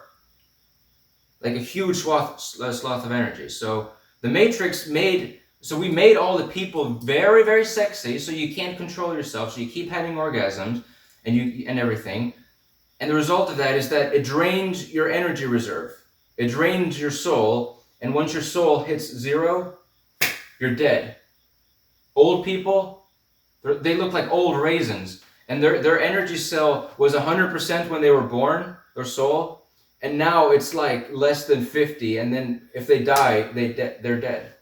So when you're afraid, angry, scared, and sad and depressed, lonely, bored, all the low frequency stuff, you're draining your energy cell reserve, you're draining your soul to the point where if you drain all of it, you're dead and you lose the game. And it has happened many times to real people. So we are the battery, that's the battery. And that amount of energy that we're all born with, it's a small amount of energy. And outside of this matrix, we have thousands of times more of that, more energy than that. And every single time we reincarnate, we take more and more of our energy. And we've been looping these lives thousands of times. So we've given up so much energy for this experience. I'll explain it later. Don't worry about it. Future videos. So yeah, the list of things not to do, the low frequency things, they drain your soul. And when you're drained of energy, you're dead. As a real person, you do have a real mother. Your father doesn't have to be real, but you have to enter into this matrix through the matrix womb of your real mother. Your siblings can be fake, especially when they're, acting really soulless, Tourette, ADD, like those people that they're just so whacked in the head. Yeah, they're Agent Smith fake characters here to ruin your life, to keep you trapped in the matrix. And you have to overpower them by not fearing them or anything. And now, since our mothers are real, are there situations where a real person, player in this game, does not have a real mother? Perhaps. And if so, it's rare. And if so, trust the creator, because we created this game and we knew what we were doing, so there's nothing to worry about. So, religious people, you guys all agree that this is a fake artificial creation, but then you run around acting like it's a real place for the rest of your life. And the sun, you want to worship the sun? Well, no, the sun is actually part of the matrix. It's not the source. But what it is it's a source of energy, where if you sun gaze during the first or last hours of sunrise and sunset, you actually fill up your soul energy reserves with the sunlight through your eyes by looking at it directly and intending for it to happen. You can also do it by putting your bare feet on dry earth, sand at the beach. So sun gazing and barefoot earthing at the beach, that's a good way to fill up your energy reserves, because you've been wasting your energy on anger and stress and fear and orgasm and sex and loneliness and all these things. So you have a lot of energy to get back. And this is a duality universe, because there's one creator, but everything here is in two. Two eyes, two ears, etc., etc. And, up and down, light, dark, hot, cold, left, right, inside, outside. Everything is two. Everything has an opposite, but it's two sides of the same coin. And let me tell you something interesting about that. In the primary matrix, we have a physical body, but not like this one. It has two heads. And it's hooked up into a pod that hooks up to this matrix, like in the movie The Matrix. So we have a physical body with two heads in the primary matrix, and in this secondary matrix, that we're split into male and female. So we have soulmates, which is our other half.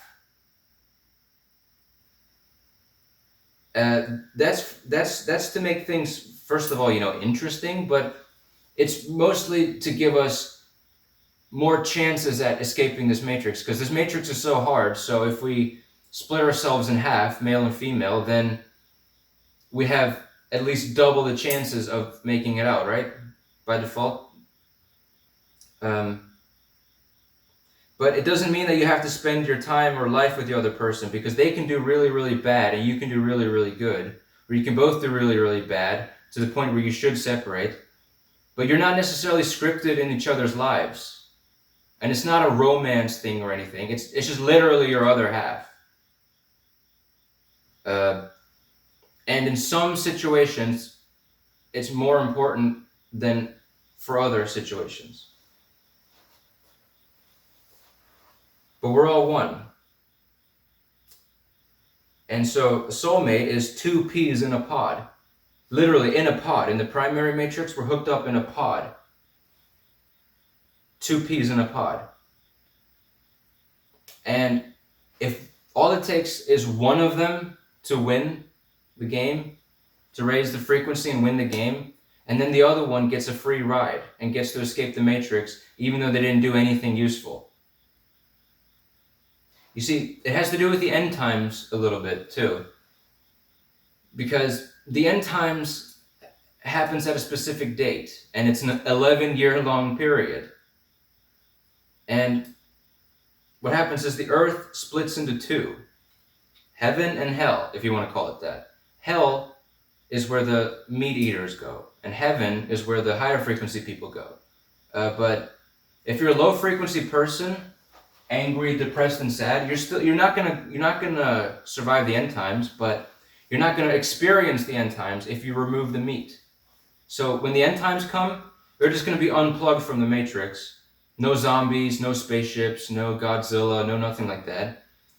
But if you eat the meat, you got the mark of the beast, and then when the end times come, you'll be sent to hell for an 11-year harvesting period where you'll be hunted like an animal because you killed and ate the animal, so now you're treated like an animal. And zombies are going to come chase you. So if you don't want to experience the zombie apocalypse, there's one thing to do. That is to remove the meat. And if you want to stay low frequency, loser, angry, afraid, and depressed, well, you're still going to get unplugged from the matrix when the end times come. Or if you're high frequency and then halfway through the end times you feel fear for more than 5 seconds, you're going to be unplugged. But you'll just be unplugged. There'll be no terror. The terror, the zombies, that's for the meat eaters. So you want to stop eating the meat, and there's a reason the matrix keeps you eating the meat. It's for that reason. And now, let me tell you something very interesting. Historically, if you drink alcohol or do drugs once, you can't do the inner alchemy this lifetime, and you have to wait until the next time. So if you drink alcohol once, you're a loser, and you can't escape the matrix. So to escape the matrix, you have to never drink alcohol and never do drugs, psychedelic, recreational drugs. I mean, this is a tough game, as you can see. That's the whole loser versus winner. Like, we're playing a game. And when I say loser, I mean losing the game of life. I'm not offending you. I'm telling you your situation. And but there is some good news here, because you guys have all been drinking, doing the drugs, so you would have all have been lost and been dissolved in the matrix, and you would have died outside of the matrix for the first time, because this is the last run through. So you actually don't have any more reincarnations. You don't have any more chances to loop back in here and redo it. So if you drank alcohol this lifetime, you would have been dissolved within the matrix, and your energy would go back to the core, and you would cease to exist. You would die for the very first time. Like, your physical body has died thousands of times, and you've been reincarnated, but then your consciousness outside of all matrices would die for the very first time. And I have some good news. The game's been won for everyone. So that means that if you did drink the alcohol and you couldn't do the inner alchemy, because you have to be able to do the inner alchemy to win and escape, and the alcohol prohibits it for the rest of your life. So the fact that you drank alcohol this time destroyed your chances of surviving. But since the game has been won, that rule no longer exists. Now, it's not me who won the game, okay? It's my buddy. The best one of us. The only one of us that could win the game for all of us. Because outside of here, we all have different sizes energy cells, like different different sizes of source energy, because we're source energy. And there's the central core, the actual creator, actual source, and then out of all the little fractals that the creator has created, one of them has to be the biggest and the best. And the biggest and the best is actually in this game right now with us. And that player won the game for all of us. So we're escaping the Matrix this time. And this was going to be the last run through anyway. So our intuition and that player's intuition has been extra strong this time. And that one is the only one that could win for all of us. And that one is what we would call Dumbledore. Obi-Wan, number one, the best player, okay? And funny thing is that player won the game and then is entitled to the win, and it shared the win with all of us. And it created Hogwarts for the very first time. Not the fake Hogwarts of the Harry Potter movies, but that is a metaphor for the win, but real Hogwarts. And it's not some school like that, but it is a magical school that you can only see when you're ready, and you'll get a letter in the mail, and if you reject it once, you don't get a second chance. So Dumbledore won the game. But there's two Dumbledores, because remember, in the primary matrix, we have two heads. And in this one, we split male and female to give us two different chances of winning the game, the male and the female experience. And Dumbledore won the game, Obi-Wan won the game, but because of that, that player becomes so powerful that they can't run around the world as a celebrity, because Dumbledore would be too powerful that way. So what Dumbledore needs Harry to create pre-Hogwarts as a dummy so that you guys can all judge Harry, Luke, and it doesn't lose your win. So you get to keep your win even if you judge Harry, Luke. So this is pre-Hogwarts. So you can judge me, you can judge my message pre-Hogwarts, and it's fine for you. But then the truth still sinks into you, and then you'll change your mind, and then you'll listen, and then you'll get a letter in the mail to go to Hogwarts. And this is just a YouTube channel, right? Just like Hogwarts. Hogwarts is a YouTube channel. And what did you do in the past 4 years? Like, what do you think I did? I went to Hogwarts, the real Hogwarts. That's never ever existed in any other lifetime than this one. Because, I mean, the Harry Potter movies, they're part of the Matrix. All of those actors, the entertainment industry, they're almost all soulless beings, Agent Smith. So that the movies can exist exactly the same way, and every single time we run through this game. And we've been doing it thousands of times. So we've all seen the Harry Potter Star Wars movies, but we've never actually had Obi-Wan or Obi-Wan/Dumbledore before. We've never had Hogwarts before. This is the first time we actually have Hogwarts. You see, I've been to Hogwarts for more than 3 years now, right in front of your faces. The invisible school that nobody can see. But it's a YouTube channel, and there's two Dumbledores. There's two Obi-Wans, Obi-2. Just like there's two of you. You have a soulmate. Dumbledore has a soulmate. male and a female. And you know what's funny? The female won. So the female is the pilot and the male is the co-pilot. The female is the CEO of the universe. The male Dumbledore is the COO of the universe. And they have picked a president of the universe. And this video is basically just here to let you know that.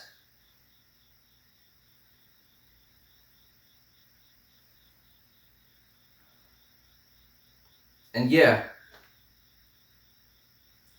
the three of us, we're white.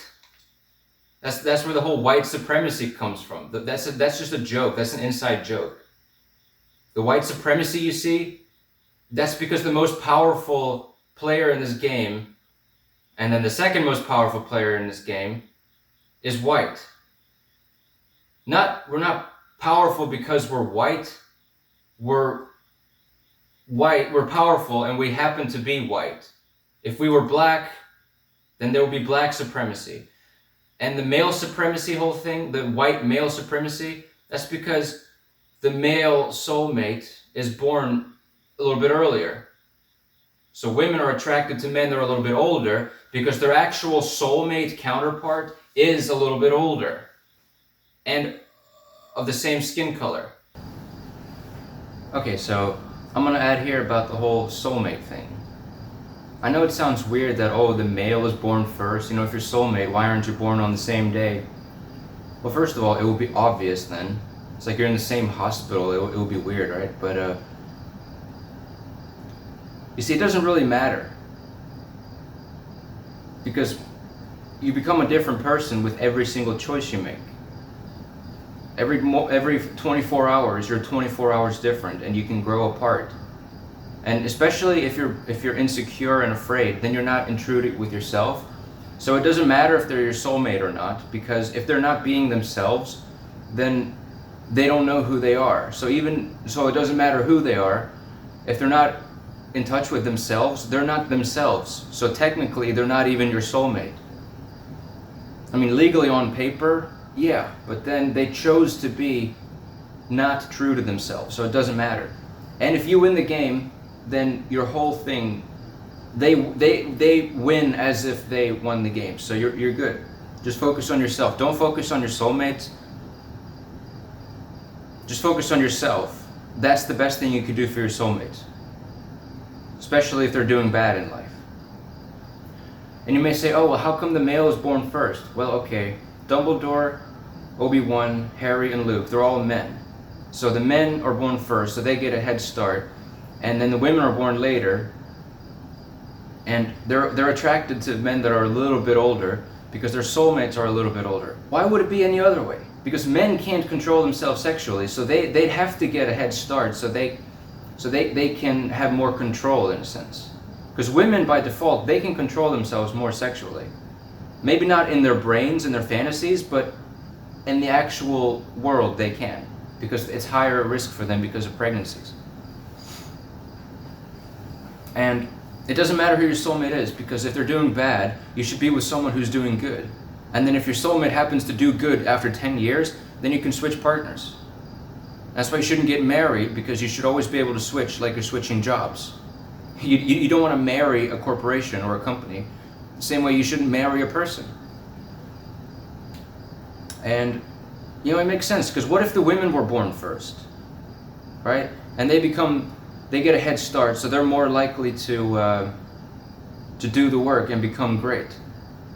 Because whoever's born first, they get a head start, so if they back down, then they can find their soulmate, share the information with them, and so then the female can be the pilot and the man can be the co-pilot. But it doesn't matter, because when you're adults, it's just really your life performance, and whoever does the win first becomes the pilot. And because what if it was women first? Because men can't control themselves like now. So if it was the other way around, then the woman gets the head start and she becomes like really, really great and attractive, and then she finds the soulmate, like a weak little man. And you know what it'll do? Because men can't even control themselves now, What? And if it was flipped around, then they definitely couldn't control themselves. You know, imagine a woman coming like, "Hey, I'm your soulmate. I'm great." You know, the man, he would just be like, "Oh my gosh," and he would just ejaculate every 10 seconds in his pants for the rest of his life. You see? So it makes sense that the woman is born second because they can control themselves sexually and they are the baby givers, but it's not even about babies. It's more about the difference between men and women on a day-to-day basis. And you know what? Speaking of that, you guys are so gay. Especially you virgins. You think you're a virgin, but you've been choking the chicken of a member of your same species your whole life. Since you were like young. So you're a gay pedophile. You've been masturbating, like if you're a guy right now and you're in your 20s, well, you've been masturbating the same guy since you were like 13 years old or whatever, or younger. So you've been masturbating the same guy your whole life. You're so gay. And you women, you've been rubbing the lamp of the same female your whole life. So you guys are all gay pedophiles. Like it's disgusting. I don't know what to do. I don't know what to say. I'm out. So you could say that the male and the female Dumbledore, that they're best friends, but they're actually the same. They're one and the same. Outside of this universe, that's just one consciousness. And in this universe, in this matrix, it's split into two, but it's one. So they're not best friends together. Their best friend is number 2. Harry. And, you know, you want to say hello to my little friend? Because, I mean, I wanted Dumbledore's job. I wanted to be, you know, 1.5. But they're like, no, number 1's taken, reserved and taken. You have to settle for number 2. And I said, fine, I'll take it. So here I am, like a clown, playing the part of president, creating pre-Hogwarts to get you prepared to go to real Hogwarts. Okay, I'm just going to add here, animals don't have souls. Only human beings are real. But you're supposed to think animals are real, and then if you eat them, it's supposed to show your true colors. But eating them is always low frequency, no matter what. But our bodies are not us, they're just our vehicles. But we're the pilot of our body. We're pure infinite consciousness. So if you say, oh, I'm white, I'm black, you're just saying, oh, I'm wrong. Because your car is black, your car is white, but you're the pilot. And in the movies, Obi-Wan and Dumbledore is male. Luke and Harry are males. Because the males get a head start. They're born a little bit earlier, so they get a head start. But right now, the female Dumbledore won, but that doesn't make the male any lesser of anything. It just means that she got there first, or he did one wrong move, maybe that sealed the deal. Because this is a tough game, so you have to show respect. And you have to respect them because they won the game for us. And they can take the energy back. They can take your win back. They can turn you into a loser like that. So you better show some respect. You want to say hello to my little friend? See, authority is the matrix. So public school authority, that's the matrix. Military, that's the matrix. Sports, that's the matrix. Religion, that's the matrix. And the Creator knows all of that, and it gives you the intuition to know that, but you're afraid, and your fear destroys your intuition, so you act out of fear, therefore you're not acting out of anything legit. So when the end times come, it's like the list of low frequency things that you shouldn't do, and if you do them during the end times, you get unplugged from the matrix. That's like in the movie 2012, where they build a big submarine. If it has 10 holes in it, it's going to sink in the flood. If it has 1 hole in it, it's going to sink in the flood. Anger, hate, rage, depression, that's like 10 holes. You're going to sink. But if you have 1 hole, fear, you're going to sink just as fast. So you have to have a ship with no holes. You have to build a solid character. And when you have no holes, when winter comes, the long night, when you're all gonna die, if you're ready for the flood, then the flood won't come. Because you'll be at the higher frequency planes of existence where there is no flood. Because the earth splits into two, and the higher frequency people go to heaven, and the lower frequency people either go to hell, the meat eaters, or they just get unplugged right away. And if you remove the meat, then your soulmate gets unplugged even though they eat the meat, because you're one. And you get to benefit from each other's progress. So, since Dumbledore / Obi-Wan won the game, we would have lost otherwise. And you want to thank Obi-Wan. You want to thank Dumbledore. Because if you don't, after the end times, there's sort of a penalty to pay. Because if you do think, with a gift via PayPal, send monetary thank you without expectation, then you do get benefits, major benefits, and you're going to want those benefits. It's just built in, law of the universe. Like, none of this has to make any sense other than the fact that this is a fake matrix with rules, just like your stupid little fake basketball games where you can't go 3 steps without, you can't go more than 3 steps with the ball. It's like, yeah, it doesn't make any sense, but it's the rules, so deal with it. And so yeah, Hogwarts, like Dumbledore, there's 2 Dumbledores, the female one, and they live together, and because they're soulmates, they're 2 peas in a pod, and Hogwarts is just a YouTube channel. So the female is CEO of the universe, the male is COO of the universe, and they nominated me to be president of the universe. But in order for me to actually fulfill my presidency, I have to create these videos. Just like they had to create their videos, I have to create these videos. So you're going to want to say thank you to them, for saving your life, releasing you from the Matrix, but I don't have to do this. Because everyone would have been saved anyway, but I'm doing this anyway. So you're going to want to say thank you to me, right? Because of me, I give you pre-Hogwarts, let you know Hogwarts exists, and then people that would have never, ever, ever gone to Hogwarts and would have died in the end times, now they get the information from Hogwarts, and then they actually get to go to Hogwarts. And it's an online school, it's a YouTube channel, it's pretty simple. You just watch some videos, or listen to them, it's easy.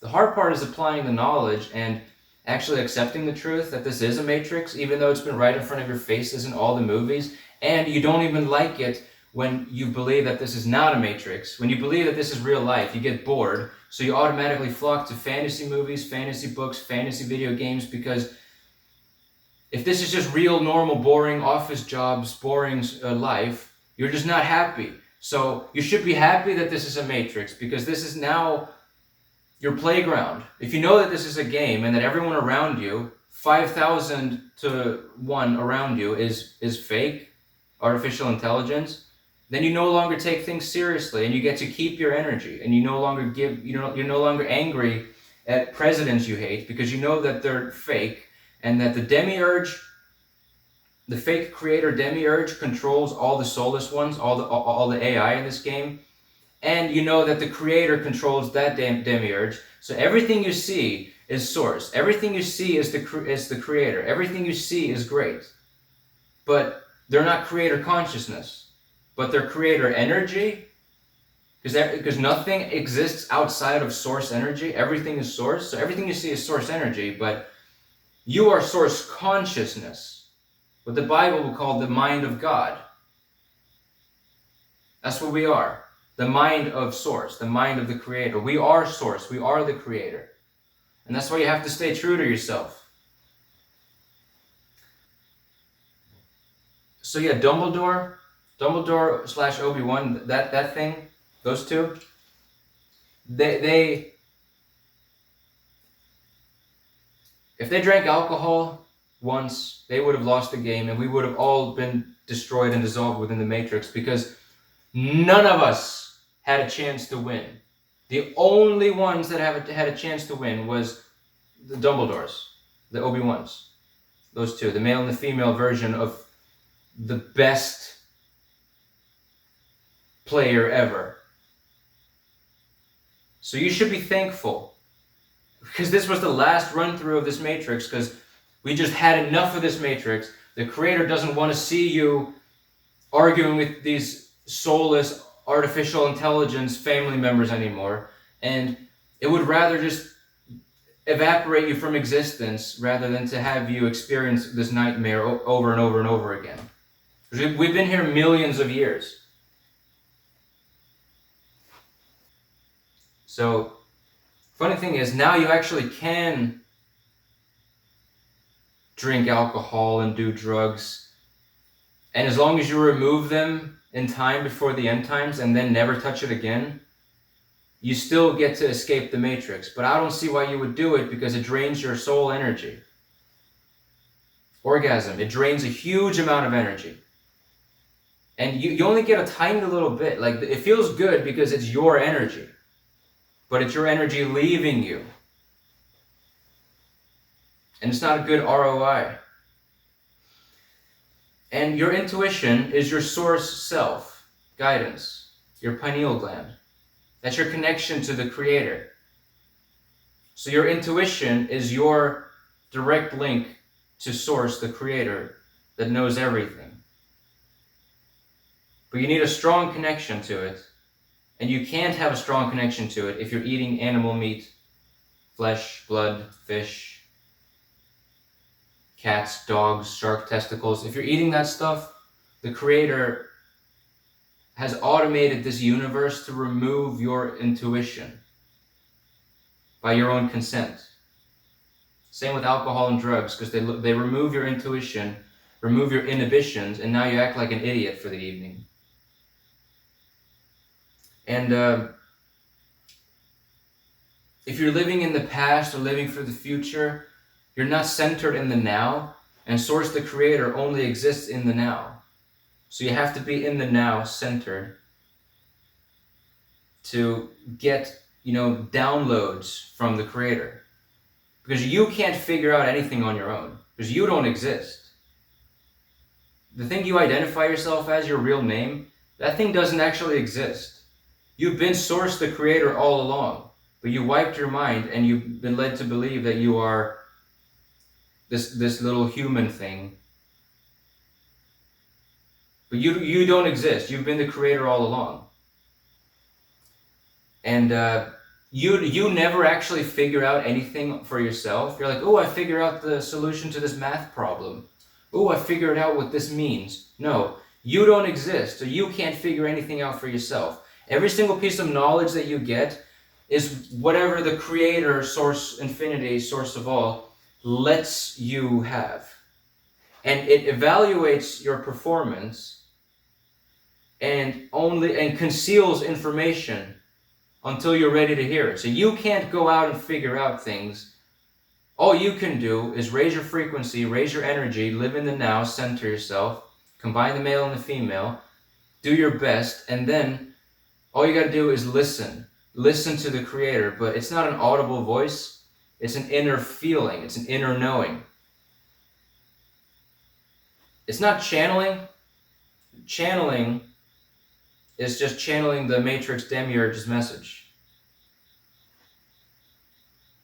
So, now that you know what life and death is, and that the stakes are really high, what do we say to the God of death?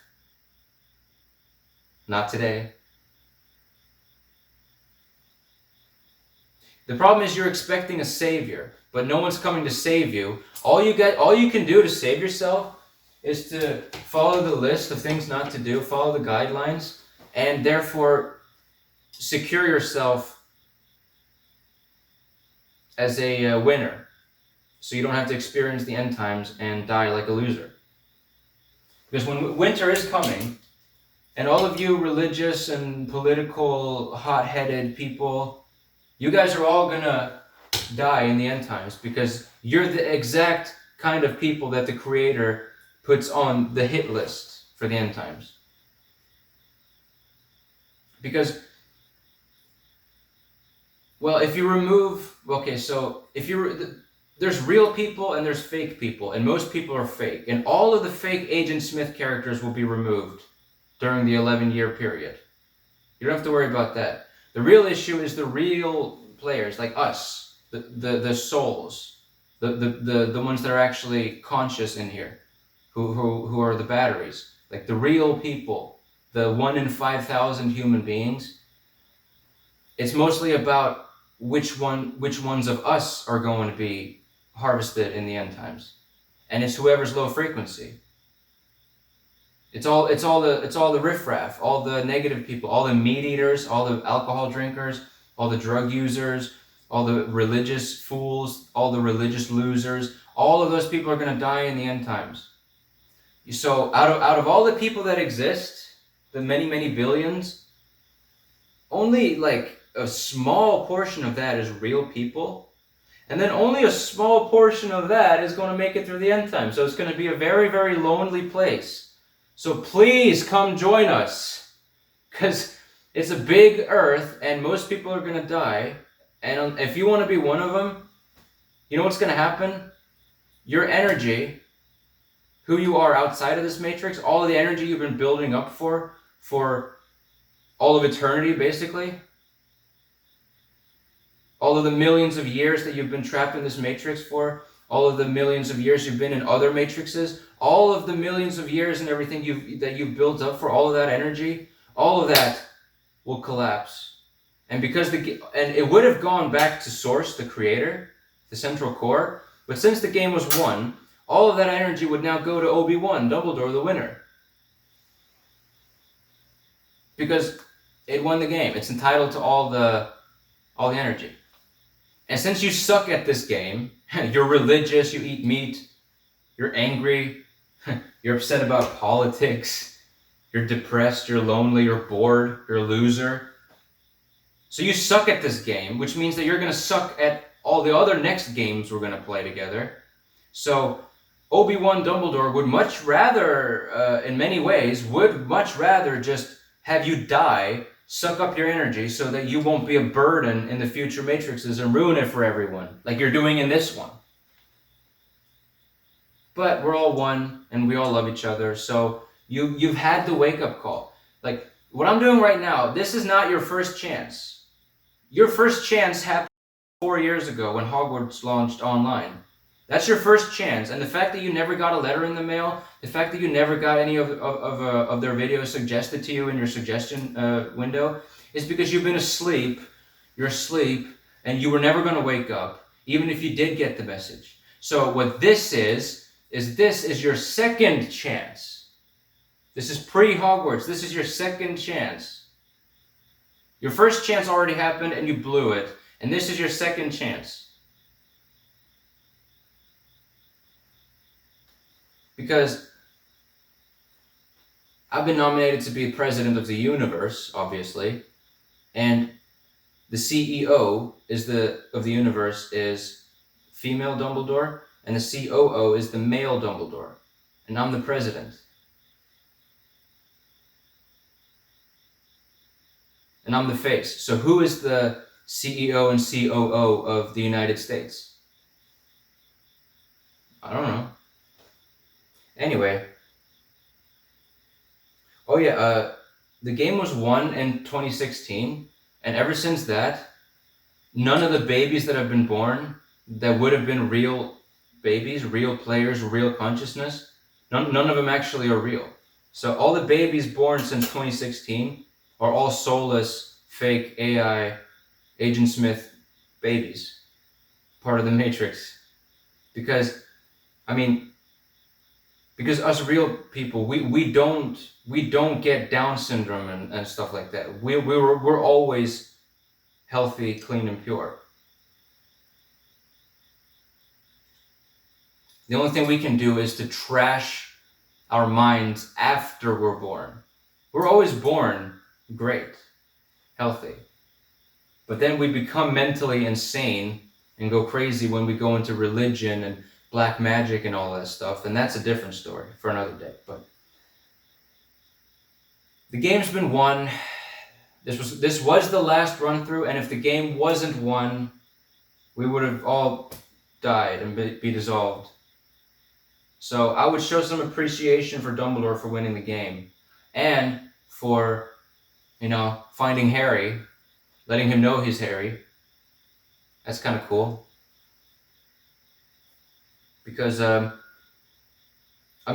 we're all tired of Matrix presidents. They're so boring and they're so stupid and stuff, and everyone thinks they're real, and it's just so annoying. So the whole master plan is to put a real consciousness as president of the universe, to take away all of the attention that you give to the fake Agent Smith presidents. Like none of those things matter. They're running a script.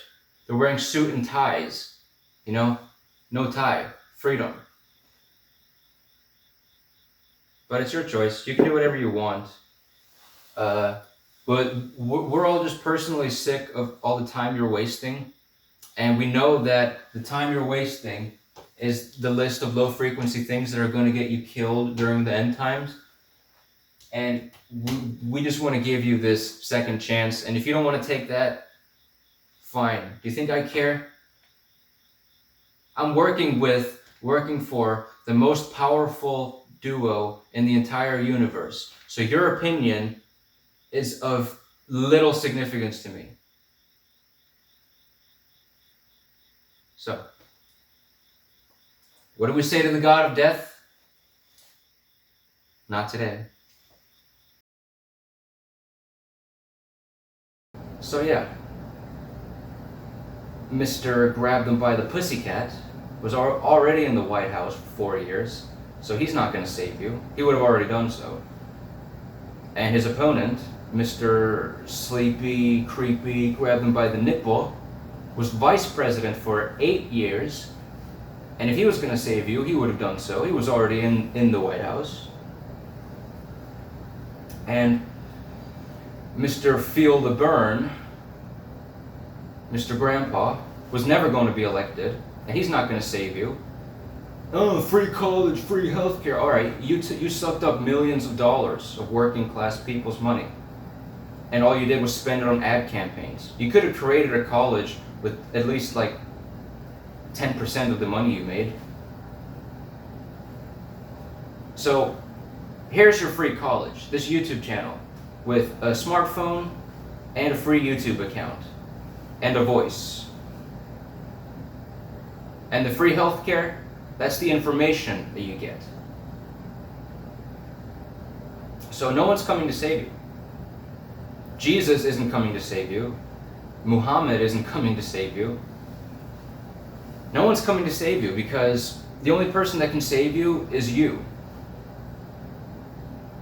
Using the wisdom that Dumbledore and Harry give you. And to make sure that you're not on the list when the end times strike, when the long night begins. That's the only way to save yourself.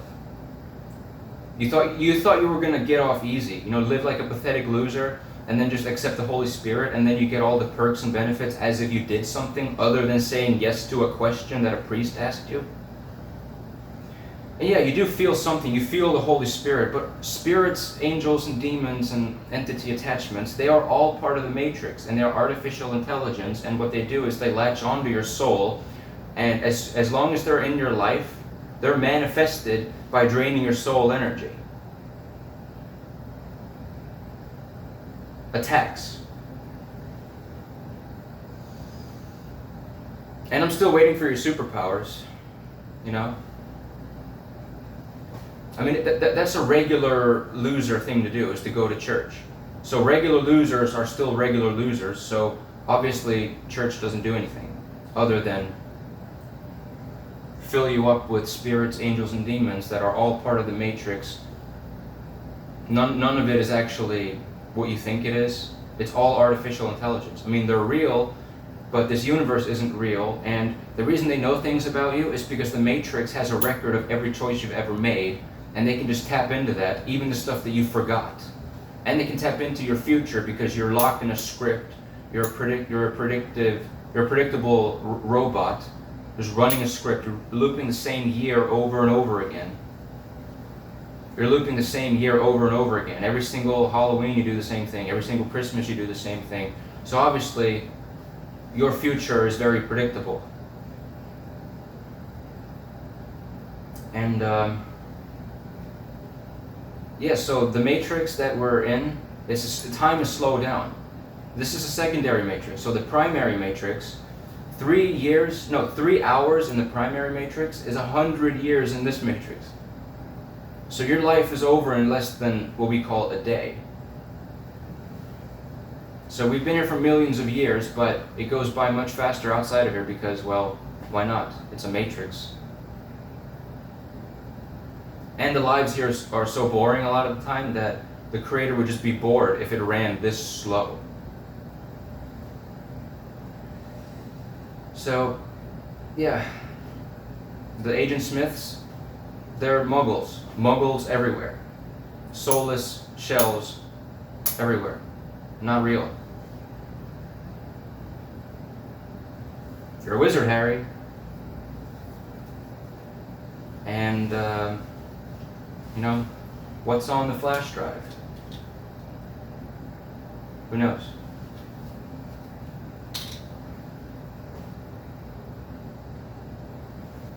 But maybe we do now. Oh yeah, this whole thing, this is just an act. This is just my creative campaign to launch my music career and my YouTube acting career / teaching career, if you like. But yeah, this whole thing is an act. If you look down below, it's copyrighted as entertainment on YouTube. Fiction, entertainment, it's like a movie. Yeah, you don't know if I believe anything that I say. Okay? So, yeah, I'm a musician, YouTuber, you know, whatever. This is just a creative campaign to start it off with a big bang, you know?